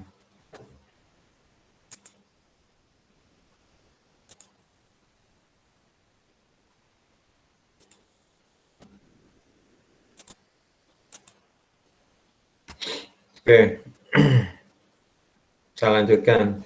Ya Dan, silakan Dan. Monggo yang lain kalau ngambil minum, ngambil snack, sambil makan-makan juga nggak apa-apa ya. Berikutnya adalah kelompok sosial ya. Timbul kelompok-kelompok sosial dalam kehidupan manusia. Kelompok-kelompok tersebut merupakan himpunan manusia yang hidup bersama, saling berhubungan, timbal balik, pengaruh mempengaruhi dan kesadaran untuk tolong menolong ya. Kemarin kita sudah belajar di sosiologi komunikasi ya. Pada dasarnya ya mereka itu bagian dari sistem ya. Sistem ya. Sistem ini saling pengaruh mempengaruhi dan mereka memiliki fungsi-fungsi masing-masing ya. Nah, ini contoh ya kelompok sosialnya. Yang pertama ada kelompok namanya keluarga ya. Di dalam keluarga ini kelompok yang paling kecil ya, kelompok inti ya. Mereka sudah ditakdirkan di dalam situ ya kan nggak mungkin kita bisa milih orang tua kita siapa gitu ya. Wah, anak kita kok saya kok nggak dilahirkan dari anaknya siapa, Mark Zuckerberg anak Esafis bukan. Iya Pak, kayak anaknya ini Elon Musk. Kesetrum Elon Musk. Oh iya Pak, jangan Pak, robot. Ya, organisasi pembelian ini contoh kelompok di dalam situ ya, keluarga ya, dan kadang-kadang keluarga ini sudah kebiasaan ya, contoh misalnya makanan atau gampangnya sabun yang dibeli itu apa kayak gitu ya, ini sudah kadang-kadang karena sejak kecil sudah menjadi tradisi di dalam keluarga itu ya. Kemudian berikutnya adalah peran dan status ya, ada peran aktivitas yang diharapkan seorang itu menurut orang-orang yang sekitarnya. Jadi misalnya sebagai anak itu perannya harusnya apa ya, ayah perannya apa, ibu perannya apa. Kemudian di dalam situ juga ada namanya status, penghargaan yang diberikan masyarakat terhadap itu. Ini semua pengaruh ya. Contoh kalau mohon maaf ya, misalnya status yang kedudukannya tinggi ya, dia pasti kepinginnya beli sesuatu yang bisa menjaga status itu ya. Makanya kan ada istilah gengsi aku lampu mau koyong ini jatuh aku statusku. Misalnya ningkat gitu, ternyata makanya di warung sego campur, sego saduan, sego kucing kan jatuh gitu loh ya. Padahal sebenarnya nggak pengaruh ya. Ya pengaruh ya mungkin ya, kok gini ya gitu. Ya ini contoh ya. Maka kelas sosial adalah sebuah kelompok yang relatif homogen yang bertahan lama dalam sebuah masyarakat yang tersusun secara hierarki dan keanggotaannya mempunyai nilai minat dan perilaku yang sama. Ini kelompok ya, kelas sosial ya, kelas sosial ya. Kelas sosial memegang peran penting dalam suatu program pemasaran karena sejauh mana pemasar mampu mempromosikan produknya sehingga dirasa akan membantu keinginan konsumen untuk mencapai kelas sosial yang lebih tinggi. Ya, tentu orang kalau bisa kepinginnya ya tadi itu ada kelas sosial, kelas itu tadi. Ya, jadi contoh misalnya kepingin sesuatu yang mungkin dianggap sebagai kelas sosial. Contoh yang sepele aja lah, ya. Contoh yang sepele aja. Kenapa kok kita sekarang di dalam iklan itu kuat sekali atau memperkuat penyampaian merek? Ya. Karena merek itu adalah brand, dan brand itu nanti ada hubungannya dengan status, ya kan? Status. Contoh misalnya sepatu, ya, sepatu, ya. Ketika seseorang, mohon maaf ya, misalnya contoh aja ini ya, seseorang misalnya pakai sepatu misalnya merek Nike gitu ya, ya apalagi kalau misalnya tipe yang mahal apa Air Jordan yang harganya mungkin 5 juta atau 8 juta gitu. Ketika dipakai itu, orang-orang mungkin akan melihat sepatunya, wah, anak ini kelas sosialnya begini seperti itu, ya. Kayak gitu, ini contoh ya. Padahal sebenarnya misalnya ya, sepatu yang Nike itu mungkin dibikin oleh pabrik memproduksi misalnya merek apa, Kasogi. Jadi yang bikin sama, cuma satu diberi merek Nike, yang satu diberi merek KIG, yang bikin orangnya sama, bahkan ya bahannya juga sama ya, tapi yang satu dikirim ke Amerika dulu, dari Amerika diberi logo apa diberi barcode, kemudian dikirim lagi ke Indonesia ya, harganya sudah beda. Sedangkan Kasogi langsung pabrik kita, tapi ketika pakai Kasogi itu rasanya ya begitu ya. Ini contoh ya, contoh ini namanya kelas sosial. Orang kepinginnya dia itu menjadi kelas yang gimana gitu ya, kelas gimana dengan menggunakan produk yang dipakai. Nah, ini contoh, kalau nggak salah di mata kuliah sebelumnya ya, saya jelaskan tentang 10 perilaku konsumen Indonesia. Salah satunya adalah orang Indonesia adalah suka merek asing ya. Maka salah satu strateginya adalah bikin merek yang berbau-bau merek asing ya. Contoh sepatu ya, sepatu lokal orang Indonesia tapi mereknya League apa Lik ya, itu kan kesannya kan luar negeri, padahal itu merek lokal, itu bikinan orang Indonesia sendiri gitu. Tapi kalau tak beri merek Barokah gitu tambah gak laku ya. Oh ya, saya dulu ingat punya klien ya. Saya punya klien dulu ya, apa namanya, pembuat sepatu kayak bahan dari kulit ya, sepatu dari bahan kulit, pokoknya terkait dengan kulit di Sidoarjo itu di Tanggulangin ya. Orang ini namanya Pak Sungkono ya, sekarang anggota DPR RI kalau nggak salah ya, dari Sidoarjo, dari sempat jadi anggota DPRD Sidoarjo, terus anggota DPRD Jatim, sekarang kalau nggak salah anggota DPR RI kalau nggak salah, Pak Sungkono ini ya, orang Lamongan tapi lama di sana di Tanggulangin, dan bisnisnya salah satunya adalah bikin sepatu itu ya. Dia bingung bikin merek, akhirnya dia bikin merek itu Carl Sangkoni, tulisannya CARL, terus kemudian Sangkoni ya, Sangkoni pakai CONJ gitu ya. Sebenarnya itu ya Pak Sungkono, tapi kalau merek Sungkono kan itu lokal banget, nggak payu, jadi di merek Carl Sangkoni, potongannya kayak Italia. Laku Pak itu Pak, pasti Pak. Iya, tapi laku. di zaman Orba Pak. Laku. Dan kemarin saya pernah lihat itu ada orang beli merek Carlson. Saya mungkin tertawa karena itu lokal banget, dong. Saya tahu sendiri itu yang bikin siapa. Tapi kan yang nggak tahu itu dipikir impor ya, mereknya luar negeri Italia, padahal ya Tanggulangin. Ya. Oke. Nah, kelas sosial ini mempunyai beberapa karakteristik, antara lain orang-orang dalam setiap kelas sosial cenderung mempunyai perilaku yang serupa dibanding orang-orang yang berasal dari dua kelas sosial yang berbeda. Ya. Kemudian seseorang dipandang mempunyai pekerjaan yang rendah atau tinggi sesuai dengan kelas sosialnya.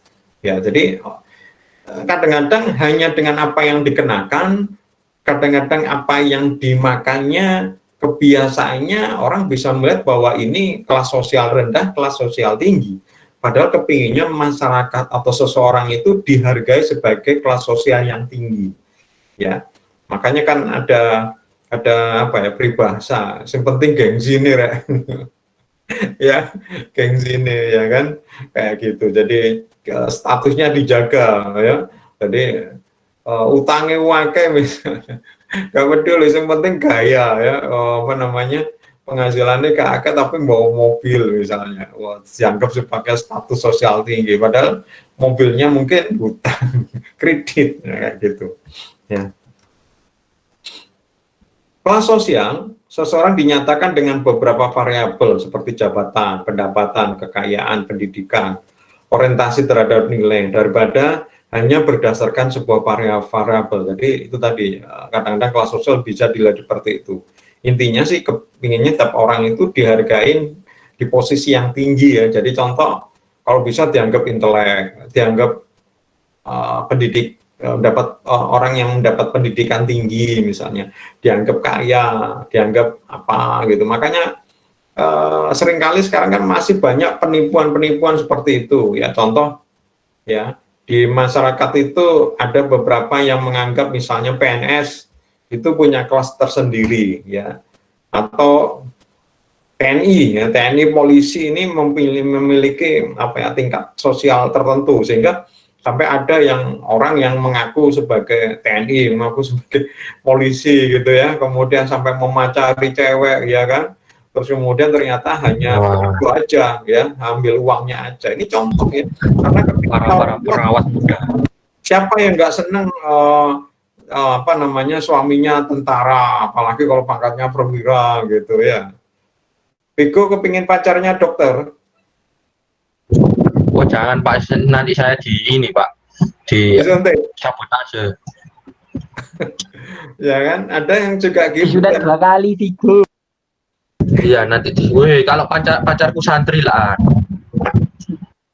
Kan ada kayak gitu tuh ya, cewek menginginkan suaminya misalnya PNS atau tentara, tapi kalau misalnya cowok mungkin menginginkan istrinya dokter gitu ya. Seseorang mampu berpindah dari satu kelas sosial ke kelas sosial lainnya, naik turun selama hidupnya ya. Nah sekarang saya tanyakan, apa hubungannya di dalam kelas sosial ini terhadap penjualan? Apa yang bisa diaplikasikan?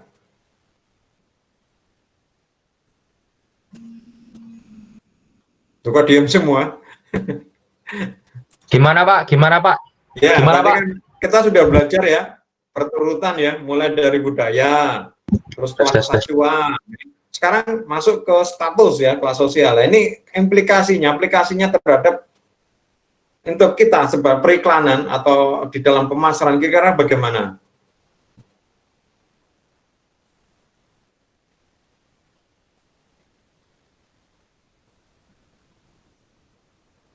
Coba diam. Karakternya mungkin Pak. Halo tes, halo tes. Kok Yuk go masuk go. oh masuk ya wis. Karakternya Kira mati Pak. Mic-nya Pak. Saya sudah menjawab tapi mic-nya mati tadi Pak. Oh gitu, diulang Iya itu. Pak. Lupa Pak saya Pak akhirnya Pak. Ini Tadi saya benar ya, Pak. mic-nya mati tadi jawabnya benar. Sekarang mic-nya on tapi itu lupa. Iya kelupaan Pak. Ya, apa kira-kira dengan kita mengetahui ternyata orang membeli sesuatu ini karena kepingin adanya apa ya, supaya dianggap sebagai di sebuah kelas sosial, khususnya kelas sosial yang tinggi ya. Ini kira-kira kalau kita beriklan atau implikasinya dalam pemasaran seperti apa?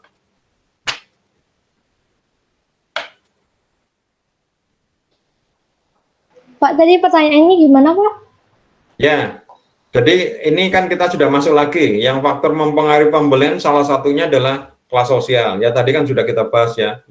Nah ini kelas sosial, apa implikasinya terhadap periklanan kita atau di dalam proses marketing ya. Kan tadi sebenarnya perilaku pembelian itu dipengaruhi banyak hal. Salah satunya ini adalah kelas sosial atau status. Kira-kira apa aplikasinya? Negosiasi Pak. Seperti apa, Go? Ya ini Pak ngenyang ya Pak. Apa ya? Pak, yes itulah Pak. Mengenyang. Tadi sudah saya jelaskan loh teman-teman. Karena pada dasarnya orang itu kepingin dianggap masuk di dalam status sosial yang tinggi, padahal belum tentu, ya, belum tentu, ya. Padahal kadang-kadang status sosial ini ada cirinya, ya, ada cirinya, dan ini kadang-kadang bisa dibeli, ya, artinya bisa didapatkan, ya. Contoh tadi itu, bagaimana kalau dia dianggap orang kaya, misalnya, pakai sepatu bermerek, ya sudah. Berarti nanti kita kalau bikin sepatu itu yang main branding, brandingnya diperkuat ya. Jadi seperti contoh tadi, jangan pakai merek yang kelihatan berbau Indonesia, kalau perlu berbau kayak luar negeri gitu ya.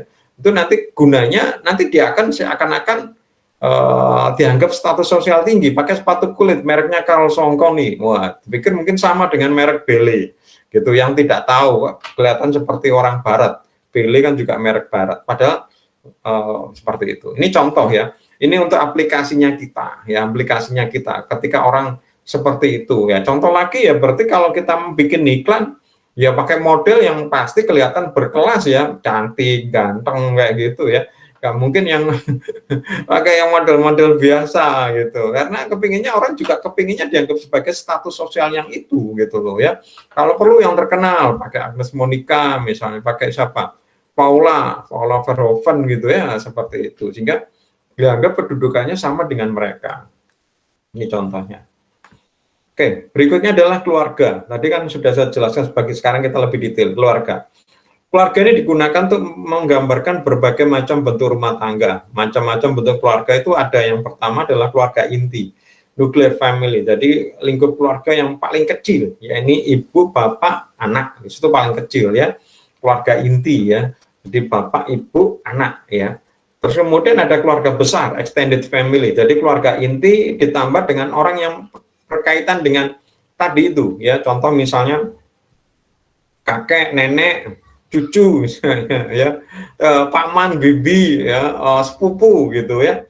Jadi normalnya ada bapak, ada ibu, suami istri punya anak 2. Ini keluarga inti. Tapi ternyata dari pihak ibu misalnya itu ikut misalnya bapaknya atau ibunya, sedangkan dari pihak bapak ikut bapak ibunya, masuk di dalam keluarga itu. Lah, bapak ibunya tadi itu ikut lagi adiknya bapaknya tadi itu yang belum menikah di situ. Itu berarti sudah di dalam keluarga tadi itu ada keluarga besar ya. Selain keluarga inti, di situ juga ada keluarga besar ya. Gitu. Atau mungkin sebaliknya ya. Aslinya ada bapak ibu punya anak 2 ya. Yang pertama menikah tapi nggak pindah, tetap di situ ya, berarti di situ ada tambahan istrinya anak pertama, terus kemudian punya anak, berarti di situ cucu ya, anaknya 2. Sedangkan adiknya ayah tadi, bapak tadi belum menikah. Nah, berarti ini kan keluarga tambahan sebenarnya, keluarga intinya yang anak pertama yang punya satu keluarga ya. Nah, itu berarti bapak ibunya menjadi keluarga tambahan. Ini contoh ya. Setiap anggota keluarga memiliki selera dan keinginan yang berbeda. Oleh karena itu, perusahaan dalam mengidentifikasi perilaku konsumen harus mengetahui siapa perlu pengambil inisiatif pembeli atau siapa yang mempengaruhi keputusan untuk membeli dengan mengetahui peranan dari masing-masing anggota keluarga. Maka perusahaan atau pemasang iklan ya harus menyusun program-program pemasaran dengan lebih baik dan terarah. Ya, ini mempengaruhi siapa yang sebenarnya mengambil keputusan, siapa yang mengambil inisiatif, siapa yang memiliki uang gitu ya. Ini aplikasinya di mana nih contohnya?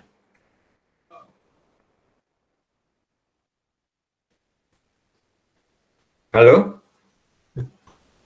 Halo, kok diem semua ini? Iya, Pak. Contohnya apa ini? Kelihatan kan PowerPoint-nya? Itu ya, Pak, apa agak kebesaran dikit, Pak. Jadi yang sebelah kanan agak keputus. Iya, saya sih apa adanya sih sebenarnya. Dari apa namanya, dari ini. Iya, Pak. Ya wes, oke, aplikasinya apa?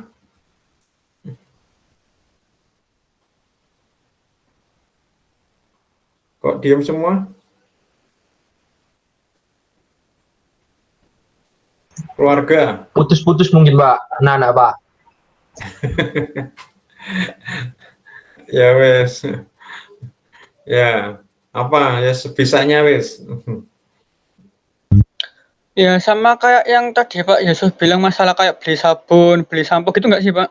Ya betul, betul Aroyan. Enggak, ini contoh lagi yang lain, coba, jangan yang itu. Susu, Pak. Susu kenapa? Kan apa biasanya tergantung dari orang tuanya untuk membelikan anaknya.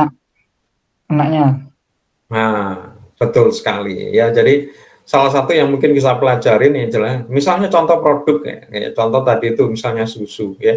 Sebenarnya siapa yang ngambil keputusan misalnya kalau susu? Oh, ternyata ibu.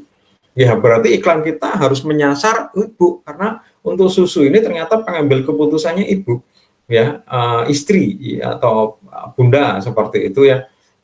Meskipun yang punya uang bapak, tapi sudah menyerahkan kepada ibu untuk membeli. Jadi ya nanti kita harus paham ibu itu bagaimana gaya bahasanya. Terus kemudian kalau ibu itu kelompok acuannya siapa? Siapa orang yang dianggap, yang dipercayain misalnya. Ya, saya nggak tahu siapa misalnya ya. Kalau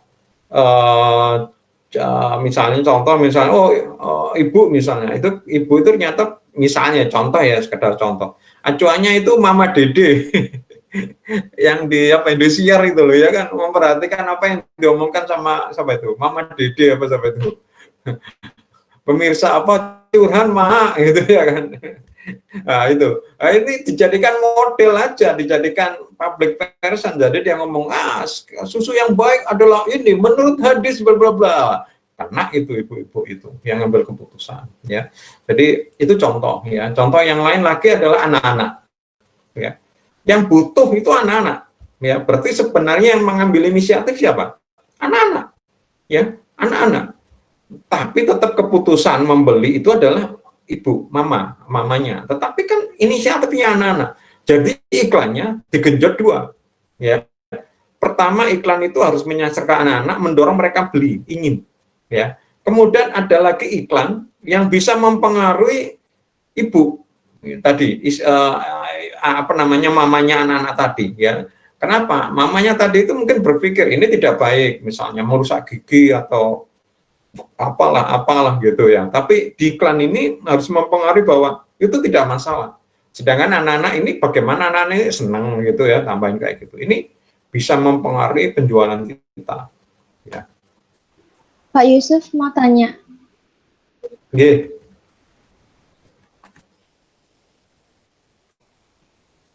Tuh, ayo apa? Kalau misalnya susu murni nasional itu gimana Pak? Kan itu kan nggak beriklan ya Pak. Tapi anak-anak banyak yang suka. Apakah itu dari faktor produknya atau apanya, Pak? Ya, memang ada beberapa yang kita lihat ada beberapa produk yang sebenarnya konsepnya itu tidak beriklan, tetapi yang konsepnya yang beriklan itu justru yang penjual. Ya, jadi karena memang iklannya tidak ada, tapi penjualannya dalam tanda petik beriklan. Ya akhirnya lama-lama kita ya hafal. Contoh misalnya kayak tadi tuh susu nasional ya. Susu nasional ini diberi kayak musik gitu ya. Susu nasional. Nah ini rajin keliling-keliling ya kan. Jadi sampai hal ya. Dulu itu malah. Iya Pak. Biasanya susunya Bapak ada ini Pak. Di dekat rumah kan sering-sering pagi-pagi ada susu murni nasional gitu Pak. Di sekitar rumah itu ya. Iya. Sering kedengar Pak. Yang saya terngiang di kepala Pak. Ya itu gara-gara itu Pak. Memang Pak. Yen Bapak yang asli halal loh gitu ya. Bayangkan diputar terus muter-muter kampung akhirnya ya hafal juga. Ayo Cian apa pernah beriklan? Nggak pernah, tapi yang beriklan ya si penjualnya yang keliling-keliling tadi gitu loh. Ya hafal sekarang ya. Kadang-kadang ya saya juga pernah beli juga yang lewat itu. Padahal sebenarnya Pak Po itu nggak hanya Cian sih sebenarnya, tapi Cian yang justru berani promosi, dia membayarin orang untuk keliling-keliling gitu ya. Kayak gitu. Jadi pertanyaanmu bagus. Jadi sebenarnya kan yang penting itu adalah produk kita itu dikenal, ya. Produk kita dikenal. Lah, untuk mengenalkan produk itu salah satunya adalah lewat periklanan, ya. Jadi bisa saja sebuah perusahaan tidak beriklan, tapi dia mengenalkan dengan cara lain, yaitu contohnya itu promosi, ya. Contoh yang promosi seperti tadi itu, penjual diberi musik keliling-keliling, suruh keliling-keliling, apa malah ya wafah sampai bosen. Susu nasional, terus kemudian Cian, terus apa itu, Sari Roti itu ya, ya apa sih lagunya Sari Roti kan sampai khas banget tuh ya. Wols Pak biasanya Pak. Ya betul, anak saya itu sampai punya plesetannya kalau nggak salah, apa sih, saya lucu sampai saya terpinggal-pinggal diganti kata-katanya itu. Nah itu contoh ya itu. Tapi yang model begitu biasanya relatif lebih mahal dan tidak bisa luas, nggak bisa massal, ya. Beda dengan beriklan. Dengan beriklan karena media massanya sangat ya, biasanya relatif lebih murah, tetapi bisa lebih massal. Tapi sekali lagi, kalau ternyata produknya itu tidak dijual secara bebas, ngapain dia harus beriklan? Jadi si perusahaan ini menggunakan strategi yang berbeda-beda. Contoh, susu nasional. Kamu datang ke Alfamart, Indomaret, ada nggak susu nasional? Nggak ada. Jadi kalau susu nasional beriklan pakai media massa seperti kita pelajarin, percuma. Orang kemudian tahu sampai semana-mana beli ke toko, nggak ada, nggak dijual. Makanya sudah nggak perlu beriklan aja, pakai musik itu susu nasional yang sudah penjualnya itu yang beriklan. Ya, ada lagi contoh ya, ada produk yang tidak pernah dijual, baik di di toko atau kayak yang tadi itu yang pakai yang pembeli keliling. Kita harus belinya lewat seseorang. Itu contoh misalnya produk apa yang dijual lewat MLM itu ya. Berarti MLM itu adalah promosinya. Orang itu ya, Oriflame, terus MB, siapa lagi, Herbalife. Ini orangnya datang yang mempromosikan gitu loh. Karena memang tidak ada. Buat apa beriklan? Kalau kemudian datang di toko-toko nggak ada produknya. Jadi memang tergantung produknya. Ya tidak selalu harus beriklan ya. Makanya, tapi beriklan itu paling murah ya. Karena apa? Kalau pakai orang itu mahal sekali ya. Contoh aja, saya menggunakan sales misalnya ya. Dia tak suruh mempromosikan satu persatu satu rumah gitu. Sehari berapa rumah itu? Dia datang menjelaskan, sekali ngomong misalnya setengah jam loh. Sehari paling cuma 10 rumah. Satu kampung itu berapa rumah? Saya satu RT aja 55 rumah ya. Berarti sudah seminggu. Biayanya berapa sehari? Sudah satu orang hitungannya berapa? 100.000 per hari. Biayanya lebih besar. Ya, jadi ya tergantung juga, sekali lagi tergantung ya.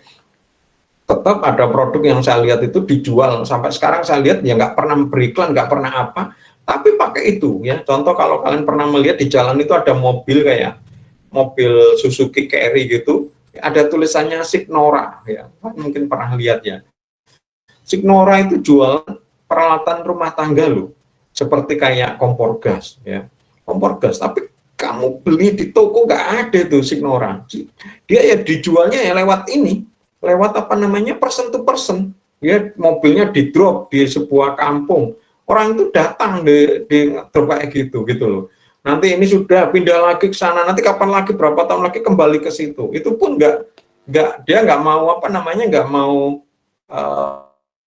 person to person. Dia ke Pak RT ke BRT tolong nanti kalau pas acara pengajian atau PKK, saya nanti diberi kesempatan ngomong selama setengah jam. Itu saya tahu sendiri karena dulu pernah di rumah saya itu minta seperti itu, sehingga sama ibu saya bilang, oh kalau saya ngumpulkan bisa, tapi saya nggak ini loh ya, nggak jamin mereka beli atau tidak. Oh nggak apa-apa Bu, pokoknya saya diberi kesempatan. Jadi rumah saya yang dijadikan kumpul-kumpul di situ. Kebetulan saya di situ ya, saya lihat itu kompor gasnya itu salesnya tuh Bu, ini kuat sekali, ini diinjak-injak aja nggak kuat, dan bener dia naik di atasnya kompor gas itu, nggak bengkok. Tapi hebat banget sekali ini kompor gas. Tapi saya mikir-mikir kompor gas itu normalnya berapa kilo, maksudnya ditompangi gitu kan ya berapa kilo, udah apa yang harus sampai kuat gitu, kecuali kalau misalnya catering yang besar itu mungkin yang perlu kuat gitu loh. Tapi orang-orang ya kagum ya, wah juga ya, beda dengan yang merek-merek di pasaran ya. Jadi memang tidak selalu bahwa produk itu dipasarkan secara iklan, tapi tetap butuh promosi ya. Seperti sejak awal ketika kita kuliah teori periklanan, kenapa iklan itu perlu? Karena ada apa? Masih ingat apa? Ayo, kenapa perlu promosi atau iklan? Karena agar bisa dikenal. Ya, sebelum itu, kenapa harus dikenal? Bisa diterima teman-teman oleh masyarakat. Setelah diterima itu, setelah itu ya, sebelum dikenalkan ya, kenapa kok harus dikenalkan? Setelah dikenalkan bisa diterima, karena kenapa harus dikenalkan? Ini yang penting. Kenapa kok kita belajar? Di teori periklanan berkali-kali di awal saya sebutkan itu. Ada yang masih ingat?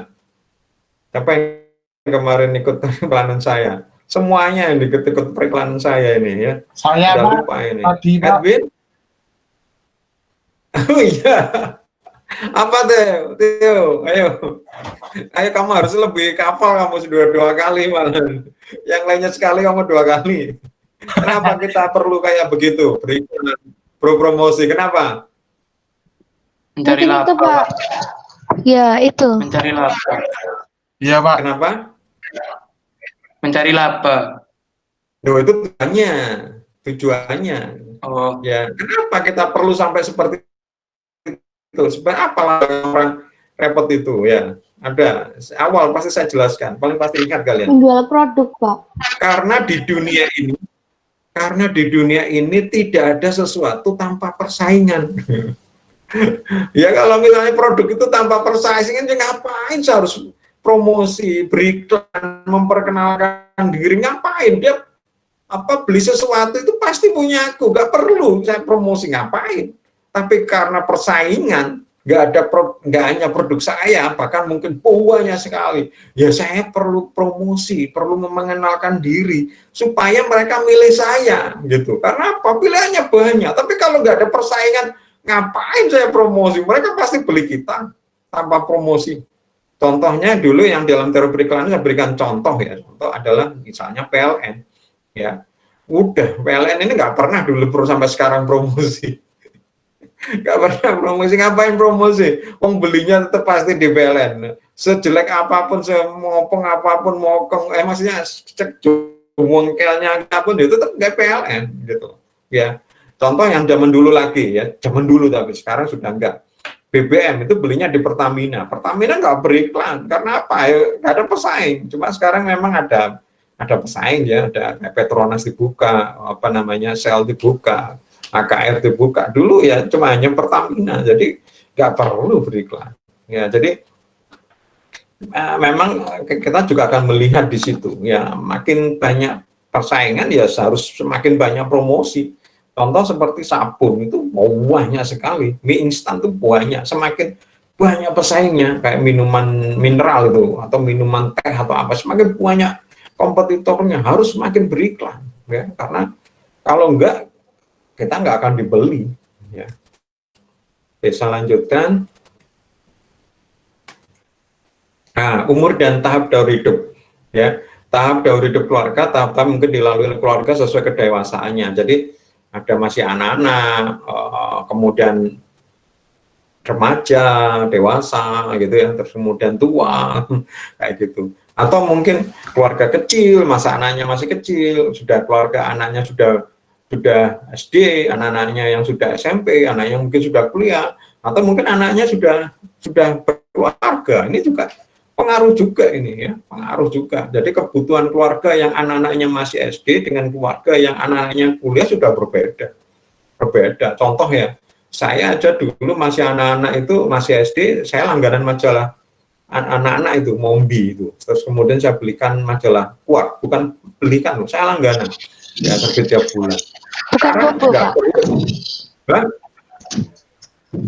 Saya nggak bobo, saya Mombi, majalah Mombi. Ya, masih satu grup dengan Bobo ya. Bobo itu untuk orang yang lebih besar ya, karena banyak tulisannya. Mombi itu masih banyak tulisannya sedikit ya untuk anak yang di bawah itu. Jadi saya langgankan itu yang anak saya masih belum bisa membaca, itu langgankan Mombi itu masih banyak itu. Seharusnya dilanjutkan dengan Bobo kan banyak tulisan, tapi ketika sudah beranjak itu saya belikan Kuak ya. Jadi Kuak itu sudah kayak pengetahuannya sama satu bukunya Gramedia ya. Tapi setelah mulai agak dewasa saya majalah Anas ya. Jadi majalah anak-anak tapi Islam ya. Jadi sudah banyak tulisannya tapi sudah berbau keagamaan gitu. Jadi nggak pernah bobo ya. Terus kemudian pekerjaan ya. Pekerjaan seseorang jelas mempengaruhi pembelian barang dan jasa, jelas ya. Ini hubungannya dengan tadi itu ya, kelompok sosial.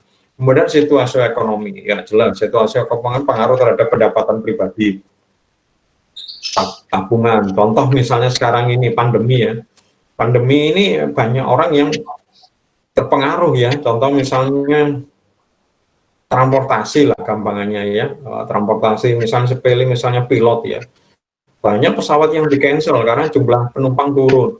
Masinis misalnya atau pramugari kereta api, banyak kereta api yang di cancel. Dulu sehari itu kereta ke Jakarta dari Surabaya banyak, sekarang hanya beberapa ya. Terus kemudian ke Banyuwangi itu sehari ada berapa, sekarang nggak banyak ya, karena memang penumpangnya nggak banyak, dan ini berpengaruh terhadap pendapatan ya. Banyak juga orang yang mungkin kena PHK akhirnya sekarang hidupnya bukan dari pekerjaan tapi dari tabungan ya. Ini saya tadi baca Indonesia sudah positif ya, sudah confirm oleh Menteri Keuangan, sudah Indonesia sudah mengalami resesi. Ada yang tahu resesi itu apa? Di luar mata kuliah manajemen periklanan sih. Ada yang tahu resesi itu apa? Rosi mungkin mic-nya di off-kan dulu. Agak rame kamu, Rosi. Oh iya Pak, maaf Pak. Ya, ada yang mungkin tahu apa yang dimaksud dengan resesi? Penurunan mata uang nggak sih, Pak? Penurunan mata uang itu inflasi, dan penurunan mata uang itu namanya inflasi. Resesi. Bukan Pak, pemecatan. Kenapa sih lo? Kudu Karyawan. PHK yo. Bukan. Itu akibatnya resesi sendiri pengertiannya apa? Saya nggak ngerti Pak. Kalau tadi Dani Itu, menjawab Pak, penurunan nilai uang, betul, tapi itu pemerosotan. pengertian untuk inflasi. Ke pemerosotan ini Pak, ekonomi. Ya, kemerosotan itu seperti apa? Orangnya merosot itu apa? Kita harus tahu loh ya teman-teman, apalagi kalian sudah merasakan sekarang ya. Maksudnya ketika kalian sudah dewasa, kalau mungkin anak-anak SD gitu sudah peduli inflasi atau enggak. Kalian ini sudah semester berapa sekarang? Semester 7 ya? Berapa? 5-7 ya? Oh itu Pak, Ya? melemahnya ini apa namanya? Perekonomian. Pendapatan sama perekonomian. Ya, oke. Tapi itu apa? Gambarannya, sederhananya, yang dinamakan resesi itu apa? Kenapa kok sama? Kalau ini resesi, ini enggak resesi, gitu. Ayo, apa? Theo? Biasanya Edwin bisa gini Pak, Edwin Pak ini Pak. Iya, Edwin harusnya bisa ini. Betul. Edwin. Edwin ini. Ampun Jangan Win. dodol iku tuku buku pecel. Jangan doli. Ya, inflasi itu pertumbuhan ekonomi di bawah nol alias minus. Itu saja ya. Jadi pertumbuhan ekonomi itu adalah pendapatan negara itu secara kotor, namanya GDP ya. Normalnya bertambah ya. Jadi misalnya contoh dianggap perusahaan ya negara ya. Jadi kalau tahun ini menjual 1000 kardus, tahun kemarin 900, berarti meningkat 100, berarti pertumbuhannya 100 per 900 ya. Berarti ada tambahan ya, berarti positif, itu bukan inflasi ya. Itu bukan resesi. Tapi kalau kemarin 1000 kardus misalnya ya, ini perusahaannya, terus kemudian sekarang hanya laku 900, berarti penurunan ya, tingkat pertumbuhannya turun. Nah ini sekarang resesi ya. Kalau di negara sama, jadi GDP-nya itu turun, pendapatan pertumbuhan ekonominya turun ya. Dampaknya ya tadi yang sudah kalian katakan tadi, ketika ada terjadi penurunan itu ada PHK sebanyak ini ya, karena lesu, kalian sudah merasakan. Mungkin ada perusahaan yang bangkrut ya, seperti itu implikasinya resesi ya. Orang lebih susah mencari kerjaan, orang menjual produk itu mungkin juga susah seperti itu, karena ya itu tadi nggak banyak duit, karena itu tadi normal sekarang orang punya uang yang dulu 1000 sekarang uangnya berkurang 900 ya kan ya. Dengan 900 tentu penjualannya dia melakukan pembeliannya berkurang, dan yang dikurangi itu apa, itu kan bisa beda-beda. Contoh dulu orang karena punya kelebihan mungkin bisa ngelencer, sekarang karena uangnya fresh nggak mau ngelencer. Nah, bisnis yang berkaitan dengan ngelencer, misalnya travel, transportasi, hotel, ini kan ya berarti turun, berefek, dapat pengurangan pegawai, bahkan mungkin bangkrut karena nggak ada yang pakai jasanya kayak gitu ya. Nah ini kemarin tuh hari ini saya baca tadi pengumumannya bahwa pemerintah sudah mengumumkan secara resmi bahwa Indonesia sudah masuk ke tahap resesi. Seingat saya jarang ya Indonesia mengalami resesi. Selalu Indonesia itu negara yang luar biasa. pertumbuhannya selalu besar ya, di atas 3%, sekitar 5%. Sekarang jangankan 1%, kita minus malah. Oke, kemudian berikutnya, nah ini yang terakhir ya tadi ya, kepribadian ya. Sudah sampai tadi keluarga, sekarang pribadi. Nah, kepribadian dan konsep diri ya. Ini kepribadian ini yang pertama adalah karakteristik psikologi unik yang menyebabkan respon yang relatif konsisten dan perlahan lama terhadap lingkungannya diri. Jadi kita sudah sampai tahap yang lebih kecil lagi, dia sendiri, pembeli tadi itu, secara pribadi, secara person. Ya, itu pertama berdasarkan karakteristik ya. Sama-sama anaknya, misal contoh anak saya ya, punya 2, ini ternyata karakteristiknya beda. Bahkan anak yang kembar sekalipun ini ternyata juga punya karakteristik yang berbeda ya. Kemudian dasar pemikiran konsep diri, apa yang dimiliki seseorang memberikan kontribusi pada dan mencerminkan identitas mereka ya. Nah ini maka lihat kepribadian adalah pola sifat individu yang dapat menentukan tanggapan untuk bertingkah laku. Kepribadian mencakup kebiasaan, sikap, ciri-ciri, watak yang khusus menentukan perbedaan perilaku dari tiap-tiap individu dan yang berkembang apabila ia berhubungan dengan orang lain. Jelas ya. Jadi individu ini jelas, bahkan dengan anak kembar sekalipun ini kadang-kadang juga punya kepribadian yang berbeda. Ya. Konsep diri mempengaruhi perilaku konsumen di dalam pembelian. Konsep diri merupakan pendekatan yang dikenal luas untuk menggambarkan hubungan antara konsep diri dalam konsumen dengan image merek dan image penjual. Jadi ketika individu ini ya dalam hidupnya kadang-kadang dia punya konsep diri. Konsep diri ini istilahnya impian atau bayangan atau inginnya orang menganggap dirinya itu seperti apa. Ya, itu namanya konsep diri. Sehingga kalau implikasinya contoh ya, implikasinya di dalam periklanan ini sebenarnya mudah.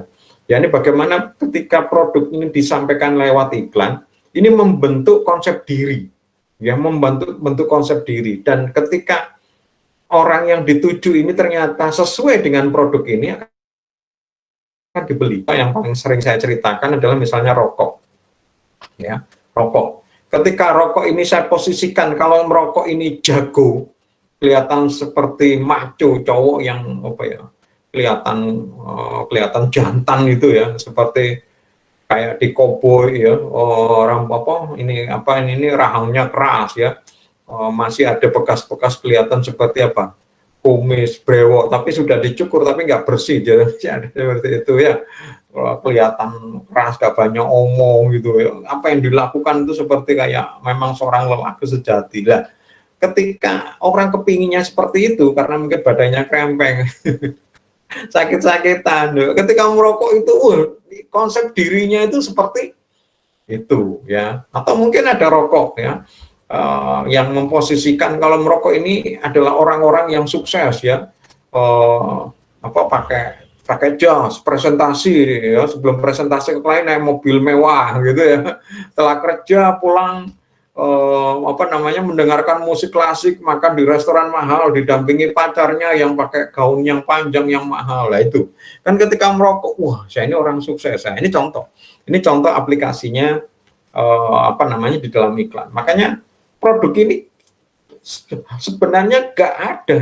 Produk ini ya produk, kayak rokok itu ya rokok. Tapi bagaimana ketika orang merasakan ketika merokok ini kayak gini, ya itu di iklan, itu yang ditimbulkan, yang kemudian menimbulkan konsep diri. Dan setiap manusia memiliki konsep diri, namanya image merek, image penjual. Nah, itu yang harus disamakan di dalam iklan. Ya, jadi ini yang harus diangkat. Contoh ya, kalau nggak salah, Dani kalau nggak salah, itu siapa ya? Saya lupa ya. Di kelas teori periklanan sebelumnya katanya Dani kalau nggak salah, itu ada ya mungkin Dani ya, yang HP-nya itu sejak dulu itu menggunakan iPhone ya, iPhone. Oh iya Pak, benar Pak. Ya ini kan konsep diri kan ya, konsep diri kenapa iPhone, supaya mungkin dianggap keren. Nggak tahu lalu Dani ya, oh karena saya dapatnya ini terus Pak dari kakak saya, ya nggak tahu ya, tapi ini iPhone ini memiliki juga status ya, image diri, sehingga kalau saya menggunakan iPhone ini ya padahal paling penggunaannya ya buat telepon SMS atau WA gitu ya misalnya contohnya, tapi ini orang ini karena ada nilai yang lain, jadi image diri ya. Contoh lagi saya Security-nya bilang, kuat, Pak. ah, Keamanannya kuat, Pak. Nggak bisa dibobol. ya kamu lo butuh keamanan apa? Kamu bukan intelijen, Nggak apa, Pak. kamu bukan mata-mata. Ngapain sampai butuh dibobol-bobol gitu? Aku lo di rumah itu malah HP ku nggak pernah tak kunci. Ya istri anak saya boleh pakai. Saya juga bisa melihat HP istri saya nggak dikunci, nggak ada apa yang pakai apa itu titik-titik atau pakai angka atau pakai jari, nggak boleh di rumah aku itu HP harus dalam keadaan tanpa ada dikunci, ya. Ada privasi propasian kayak gitu. Ya, jadi apa namanya ini yang kemudian dikembangkan ya. Makanya ini sebenarnya yang jadi konsep di dalam iklan itu adalah menimbulkan image ya. Apa yang mau diciptakan ini harus kita pikirkan ya. Kayak apa sih sebenarnya gitu. Merupakan implikasi yang sangat luas dalam proses pembelian konsumen, maka dapat digunakan dalam menentukan segmentasi pasar, periklanan, pembungkusan, personal selling, pengembangan produk dan distribusi ya. Ini jadi tiap-tiap orang pasti memiliki konsep diri dan produk ini sebenarnya benda mati. Produk ini benda mati loh, nggak ada konsep dirinya. Manusia wajar punya konsep, tapi orang periklanan atau kita seorang marketing itu ya, ini bisa menciptakan produk ini seperti punya konsep diri, sehingga ketika orang ini memiliki konsep diri dan produk ini bisa pas dengan konsep diri, dipakai ya, dipakai. Contoh misalnya mobil ya, mobil. Saya ingat sekali ketika saya belajar periklanan, kok belajar ini salah satunya. Antara BMW, Mercedes sama Volvo. Ini mobil-mobil Eropa dan kelasnya ini mahal. Ya. Ini kalau di luar negeri, saya nggak tahu kalau di Indonesia. Coba nanti kalian berikan komentar ke saya. Kalau di luar negeri, BMW ini diposisikan sebagai orang atau diimage-kan, ya, konsep dirinya adalah kalau yang pakai BMW ini orang sukses. Orang sukses tetapi yang gayanya itu gaya dinamis ya, artinya ya pakai apa namanya celana jeans kayak gitu ya, pakai kaos tapi kaya, sukses gitu loh ya. Nah, sedangkan Mercy ini orang kaya tapi old fashion ya, pakai jas kayak gitu-gitu ya. Sedangkan Volvo ini adalah orang kaya tapi yang lebih mengutamakan keamanan. Jadi iklan-iklannya selalu digambarkan seperti itu, iklan-iklannya ya. Mercy itu pasti ya model-modelnya masih mungkin pakai jas gitu ya, pakai dasi. Sedangkan yang BMW itu kelihatan orang sukses tetapi tidak terlalu formal gitu. Jadi kalau contoh mungkin ya kayak orang-orang, kenapa? Kalau BMW buat anak muda, kalau Mercy itu buat orang tua, Pak. Betul, tapi BMW itu untuk orang muda, tapi orang muda yang kaya. Biasanya kayak founder gitu, Pak. Iya, betul. Ya, ini contoh ya. Volvo ini untuk orang-orang yang old fashion lagi, orang-orang tua yang sekaya, tapi yang lebih mementingkan keamanan, misalnya para golongan bangsawan atau apa. Karena apa? Katanya lebih kuat ya dirancangnya. Misalnya di Tobruk masih nggak sampai menimbulkan kecelakaan fatal dan macam-macam ya. Jadi makanya kayak menteri, pengusaha besar ya pakai Volvo karena lebih aman kayak gitu. Itu kalau di luar negeri, di Eropa iklannya seperti itu. Karena sebenarnya itu kalau kita lihat apakah Mercy tidak bisa membuat barang seperti BMW, apakah BMW tidak bisa membuat produk kayak Volvo? Bisa. Dan itu sebenarnya pada dasarnya sama, tapi di iklan itu yang kemudian diciptakan sepertinya seakan-akan barang itu punya konsep diri, punya image, punya apa ya, punya perilaku, kepribadian. Dan kepribadian ini harus disamakan dengan targetnya. Padahal saya misalnya orang yang kaya tapi kepinginnya nggak formal, celana jeans, apakah saya nggak boleh beli Mercedes? Boleh. Apakah saya tidak boleh memakai Volvo? Boleh. Sebaliknya saya bangsawan, boleh nggak saya pakai BMW? Boleh. Tapi seakan-akan kamu ini anak kaya tapi nggak dinamis ya, seperti gampangannya kayak Mark Zuckerberg kaya gitu, tapi seperti itu. Kamu harusnya pakai BMW, itu kayaknya disamakan, padahal tidak selalu seharusnya. Ya itu pinter-pinternya iklan. Ya, maka di sini kita lihat psikologis sudah motivasi, kebutuhan yang cukup menekan untuk mengarahkan seseorang mencari cara untuk memuaskan kebutuhan tadi, kemudian persepsi proses yang dilakukan seseorang dalam memilih, mengorganisasikan, dan menginterpretasikan informasi guna membentuk gambaran yang berarti mengenai dunia. Ya, persepsi, ada perhatian selektif, ada distorsi selektif, ada ingatan selektif. Ya, perhatian kecenderungan bagi manusia untuk menyaring sebagai informasi yang mereka hadapi. Jadi dia hanya memilih informasi yang diinginkan. Kemudian distorsi, namanya distorsi pasti ada pengurangan ya. Kecenderungan seseorang untuk menginterpretasikan informasi dengan cara yang akan mengundang apa yang telah mereka meyakini. Jadi yang tidak diinginkan ya dibuang. Kemudian ingatan selektif, kecenderungan tak mengingat informasi yang mendukung sikap dan keyakinan mereka. Jadi yang disimpan itu ada yang sesuai ya, sesuai dengan keinginan atau sikap dan informasi mereka.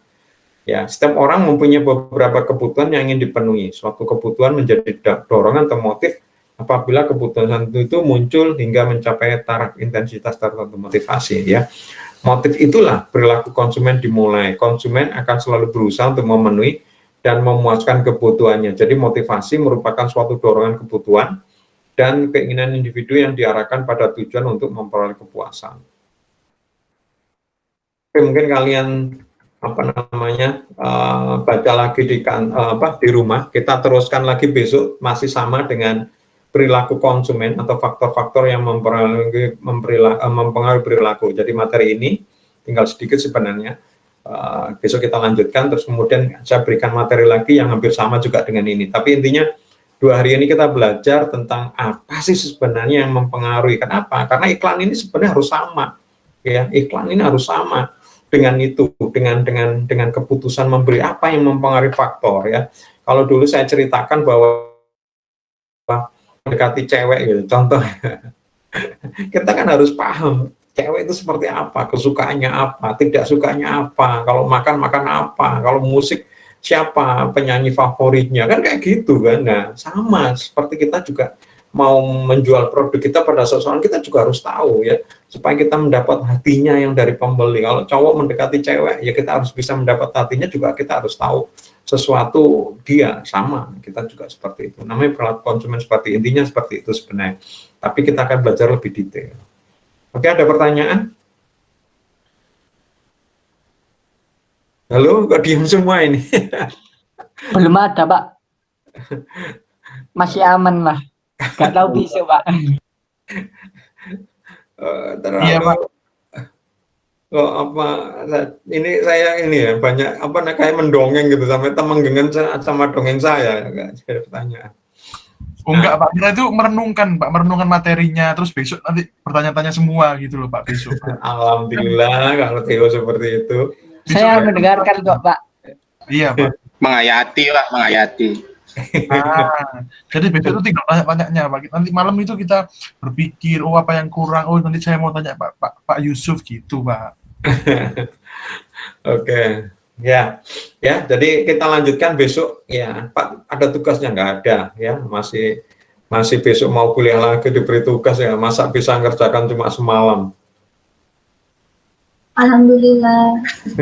Insya Allah besok tugasnya ya, supaya kalian lebih paham ya. Kalau nggak diberi tugas gitu kalian ya itu tadi sambil ngantuk-ngantuk, kenyataan saya tanyakan lagi, kembali lagi ke konsep apa sih butuh, kenapa sih kita butuh iklan, nggak bisa jawab. Padahal saya juga beriklan, kalau iklan itu dibutuhkan karena ada persaingan. Kalau nggak ada persaingan nggak perlu iklan, karena kalau nggak ada perlu iklan pasti produk kita laku, selesai gitu loh. Semakin banyak produknya yang dijual, semakin banyak pesaing, ya kita butuh untuk mengenalkan produk kita, maka kita butuh promosi dan iklan. Itu sebenarnya konsepnya sederhana sekali gitu loh. Nah, kenapa kok sampai gitu? Ya karena kalau nggak ada yang membeli kita, ya siapa yang membeli produk kita? Kalau nggak ada yang membeli produk kita, ya bangkrut kita. Kayak gitu. Mau nanya, Pak? Ya, siapa? Suaranya kurang keras ini. Siapa yang tanya ini? Hamid, Pak. Ya, Fadullah Hamid. Kurang keras suaramu. Halo, tes. Halo, tes. Halo, Pak. Ya. Dengaran, Pak? Ya, oke. Nah, kan kalau misalnya tadi sampean ngomong kan kalau beriklan itu harus ada persaingan, Pak. Betul. Nah, saya mau nanya kalau misalnya Starbucks, Pak. Starbucks kan nggak pernah ngiklanin, Pak, produknya mereka. Siapa bilang Starbucks nggak ada ngiklanin? Starbucks iklannya banyak loh, kayak Coca-Cola. Kalau saya cari-cari kemarin nggak ada sih, Pak. Mereka nggak perlu iklan. Itu mungkin di sini ya, atau mungkin medianya khusus karena Starbucks itu segmennya atas, jadi bukan di apa media apa namanya media-media yang untuk yang kebanyakan orang. Tapi Starbucks itu iklannya banyak, bagus-bagus malah iklannya Starbucks, ya, iklannya bagus-bagus. Saya pernah lihat iklannya di media Instagram. Oh iya, Setelah memang corona media itu mereka membuat iklan di media Instagram kalau nggak salah. Oh, berarti nggak pernah membuat kampanye sih kayak. Kalau misalnya Iya. Maaf ya kayak masih interupsi Pak, ya maaf ya. santai. Kalau Starbucks misalnya itu nggak pernah minuman kampanye sih. khusus ya, golongan atas, tapi pesaingnya banyak. Yang dan minuman itu pesaingnya itu tidak berarti harus sama loh. Ini problem banyak. Tadi kayak Starbucks tidak berarti musuhnya itu kayak kafe juga kayak atau kopi gitu. Tapi bisa aja yang minuman yang lain. Jadi ya kayak restoran atau apa. Jadi ini malah persaingannya sangat ketat karena orang gampang geser. Contoh ya, ini kemarin kalau saya ceritakan ya masalah teh botol gitu ya. Ketika dulu ada teh botol sosro, dia merasa nggak ada pesaingnya. Dulu banyak pesaingnya ya, tapi dengan strategi macam-macam hampir yang lain itu jauh sekali merek-merek yang lain. Tapi ternyata kalahnya dia bukan dengan sama teh. Pesaingnya adalah perilaku konsumen yang berbeda atau minuman yang lain, kopi, itu nggak ada hubungannya. Ya, orang sekarang lebih cenderung minum kopi. Nah, dengan adanya white coffee, kemudian ada warkop, sekarang coba kita di acara-acara pernikahan juara, kalau zaman dulu mesti ada acara apa masih dihidangkan teh botol gitu. Sekarang jangankan teh botol ya, yang agak dulu aja kayak Coca-Cola sekarang juga saya lihat sudah juara nih. Bahkan Pepsi akhirnya bangkrut di Indonesia ya. Pepsi sekarang sudah angkat kaki ya, sudah nggak jualan, sudah bangkrut Pepsi di Indonesia. Jadi musuhnya bukan hanya Coca-Cola, Pepsi ini, musuhnya ini ya apa itu white coffee, teh gelas kayak gitu-gitu, padahal nggak ada hubungannya, bukan minuman cola, tapi ini mempengaruhi ya. Jadi kalau makanan minuman ini justru berat sekali karena persaingannya sangat ketat ya. Kalah tanpa dengan beriklan pun kayak Pepsi rajin seperti itu juga masih kalah ya, apalagi tanpa beriklan ya. Tentu memang dia lihat dulu ya, kalau misalnya ngapain saya beriklan di apa namanya di koran Jawa Pos gitu. Kenyataannya kayak misal Starbucks itu yang baca bos-bos ini malah nggak baca Jawa Pos, dia mungkin baca apa. Contoh iklannya Starbucks itu mungkin akan lebih banyak di majalah In-Flight Magazine. Jadi kalau kalian naik pesawat di belakangnya kursi itu ada kayak majalah. Ini orang-orang yang memang orang-orang yang doher ya, gampangnya orang kaya yang apa, dan dia meeting di kafe itu iklannya di situ malah. Dan mungkin kita nggak pernah tahu karena kita mungkin nggak pernah terbang ya. Artinya media yang dipakai media khusus ya, iklan-iklan juga khusus ya kayak gitu. Ada pertanyaan lain? Udah, makasih Pak. Ya, ada pertanyaan lain? Silakan kalian pelajari lagi tentang gimana Pak? perilaku ya. Kalau Pertamina kan nggak ada pesaingnya gitu loh Pak. Ada Teo saiki Teo. Oh iya sih, kayak Shell gitu, tapi kan nggak iya sih nggak jadi Pak. Lupa Pak. Oh, PLN Pak, PLN. Kalau PLN saya belum pernah lihat apa iklannya sama belum ada pesaingnya Pak. Itu gimana Pak? Nah iya, makanya kalau PLN ngapain dia beriklan, nggak ada persaingan. Ya, orang beli listrik ya pasti ke PLN, nggak bisa beli yang lain. Jadi nggak perlu beriklan, ya pasti laku produknya. Pak, tapi saya pernah jangankan lihat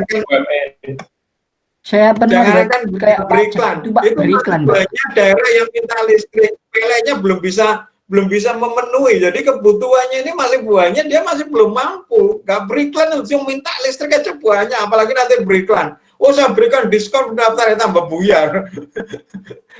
Ini contoh, ini masih banyak yang masih belum terlayani listrik, masih ada gelap. Saya aja di Gresik itu loh, di desa Balong Panggang itu, kalau kalian tahu Benowo Lurus itu, waktu saya KKN di sana, satu desa itu loh nggak ada listriknya, gitu loh. Saya heran, ini jaraknya dekat dengan Surabaya, tapi rasanya waduh, tuh Surabaya, waduh nang keso, padahal deket loh, nggak ada listrik gitu.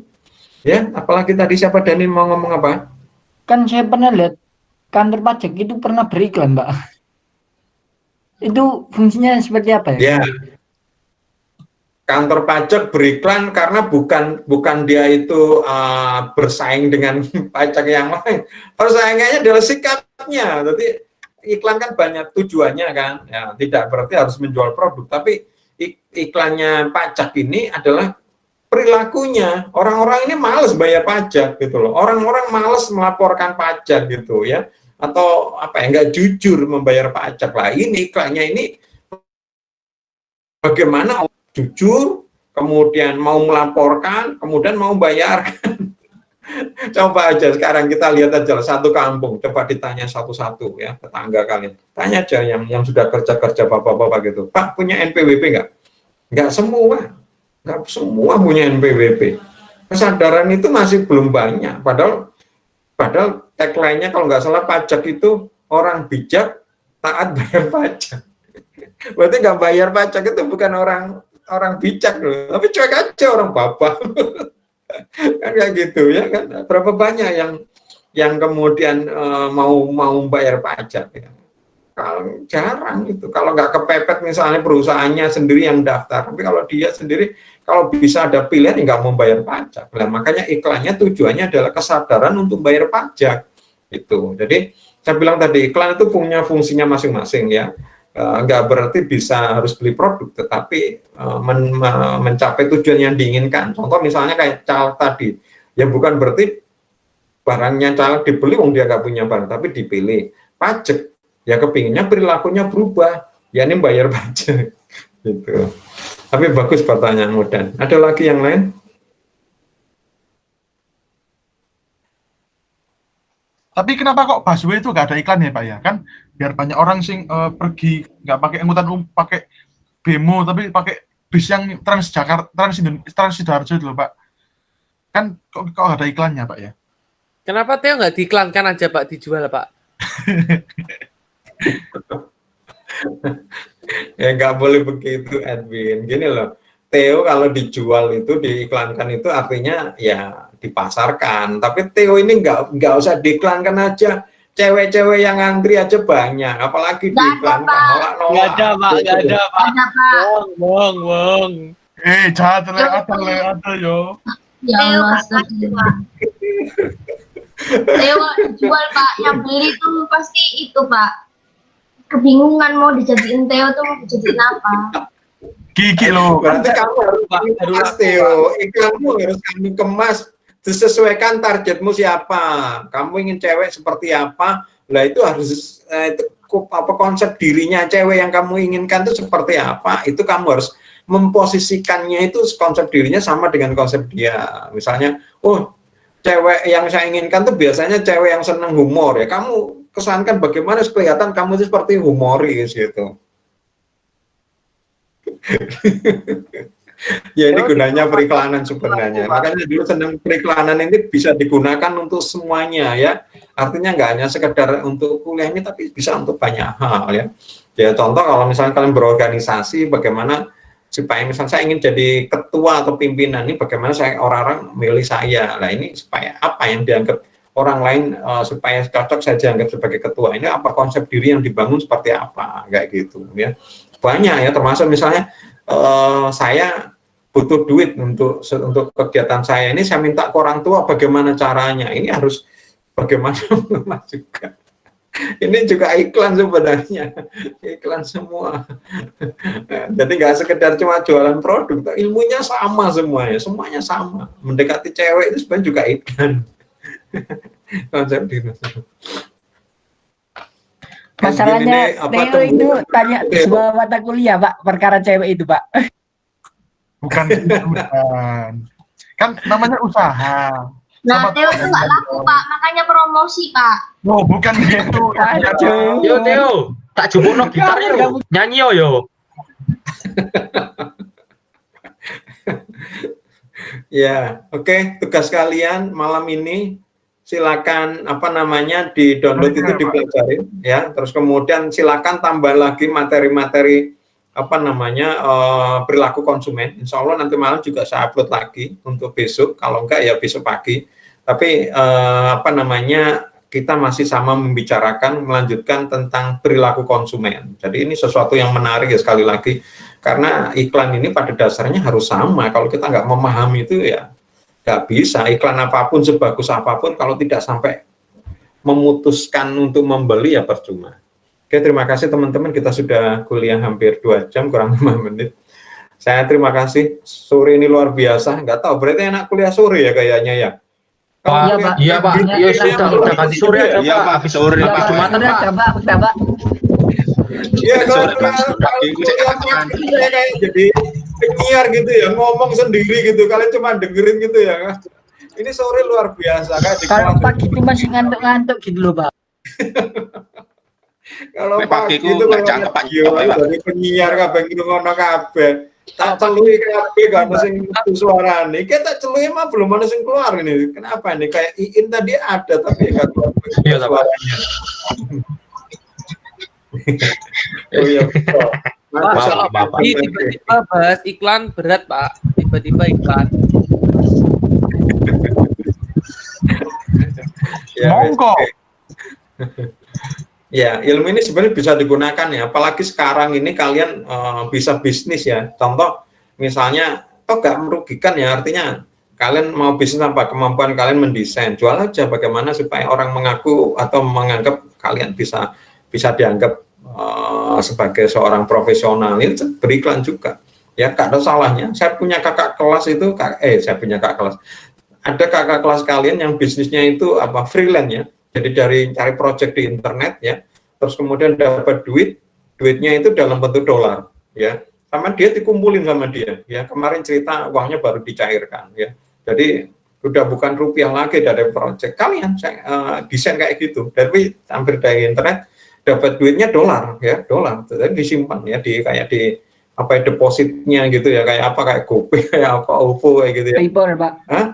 PayPal biasanya. Nah itu, terus kemudian ini kemarin dia butuh duit dicairkan ya, atau mungkin ketika mencairkan itu mungkin ada minimal ya, ada minimalnya, dia mungkin belum mencapai, tapi kemarin dia cerita mencairkan. Ya ini contoh juga yang sebenarnya banyak sekali yang bisa dicapai, dan salah satu yang bisa dipakai untuk diterapkan ya kalian sendiri langsung sekarang, tidak harus menunggu kalian bekerja di biro iklan atau punya perusahaan, kerja di perusahaan besar, sekarang pun bisa. Toh nanti kalau misalnya kalian lulus mau bisnis lagi tambah lihai ya dengan ilmu sekarang, atau nanti kalian bekerja ilmunya bisa dipakai sekarang, kalian bisa terapkan, nggak ada masalah, nggak ada ruginya dan nggak ada resikonya. Kalian misalnya nggak laku ya nggak apa-apa ya, tapi laku ya syukur ya kalian bisa mendesain terus kalian masuk jual, bagaimana cara mengemasnya gitu. Makanya saya lucu, ada kakak kelas kalian tadi pagi WA saya, Pak saya jualan ini gitu. Saya bilang, mana brosurnya? Waduh Pak, harus laku dulu. Kapan harus nunggu laku? Ya nggak usah, harusnya ya sebelum laku pun ya bikin brosur disebarkan gitu loh. Yang nggak usah bilang, kamu anak DKV malas bikin brosur kayak gitu. Kalau kalian sudah lulus ya. Terima kasih teman-teman, senang sekali sore ini. Saya harap besok seperti ini juga ya. Kalau pagi kadang-kadang kayak saya pengen ngomong sendiri. Saya pertahankan semangat kalian seperti ini ya. Sore aja lupa. Ganti sore, Pak. Ganti sore, Pak. Ikutin nama dari kampus. Terima kasih, luar biasa. Tolong dipertahankan. Ketua kelas teman-temannya bersemangat. Cewek-ceweknya ini mana ini? Enggak ada suaranya juga. Saya. Iin, Cynthia, siapa lagi? Nabila, Gerinda, Agnes gitu. Siapa lagi? Oh ya, Rizky yang paling rame ya tadi. Oke, terima kasih teman-teman. Saya mohon maaf kalau mungkin ada kata dan tindakan yang tidak berkenan. Kita besok ketemu lagi pukul berapa? Pukul 7:30 ya? Atau pukul 8? Ya, 7:30. Terima kasih. Selamat pukul 3, Pak. Pukul 3. petang, selamat sore. Ya, sama-sama, Pak. Terima kasih, Pak. Assalamualaikum warahmatullahi wabarakatuh. Terima kasih Pak. Jangan lupa minum, Pak. Assalamualaikum warahmatullahi wabarakatuh. Ya. Makasih, Pak. Jangan lupa makan, Pak.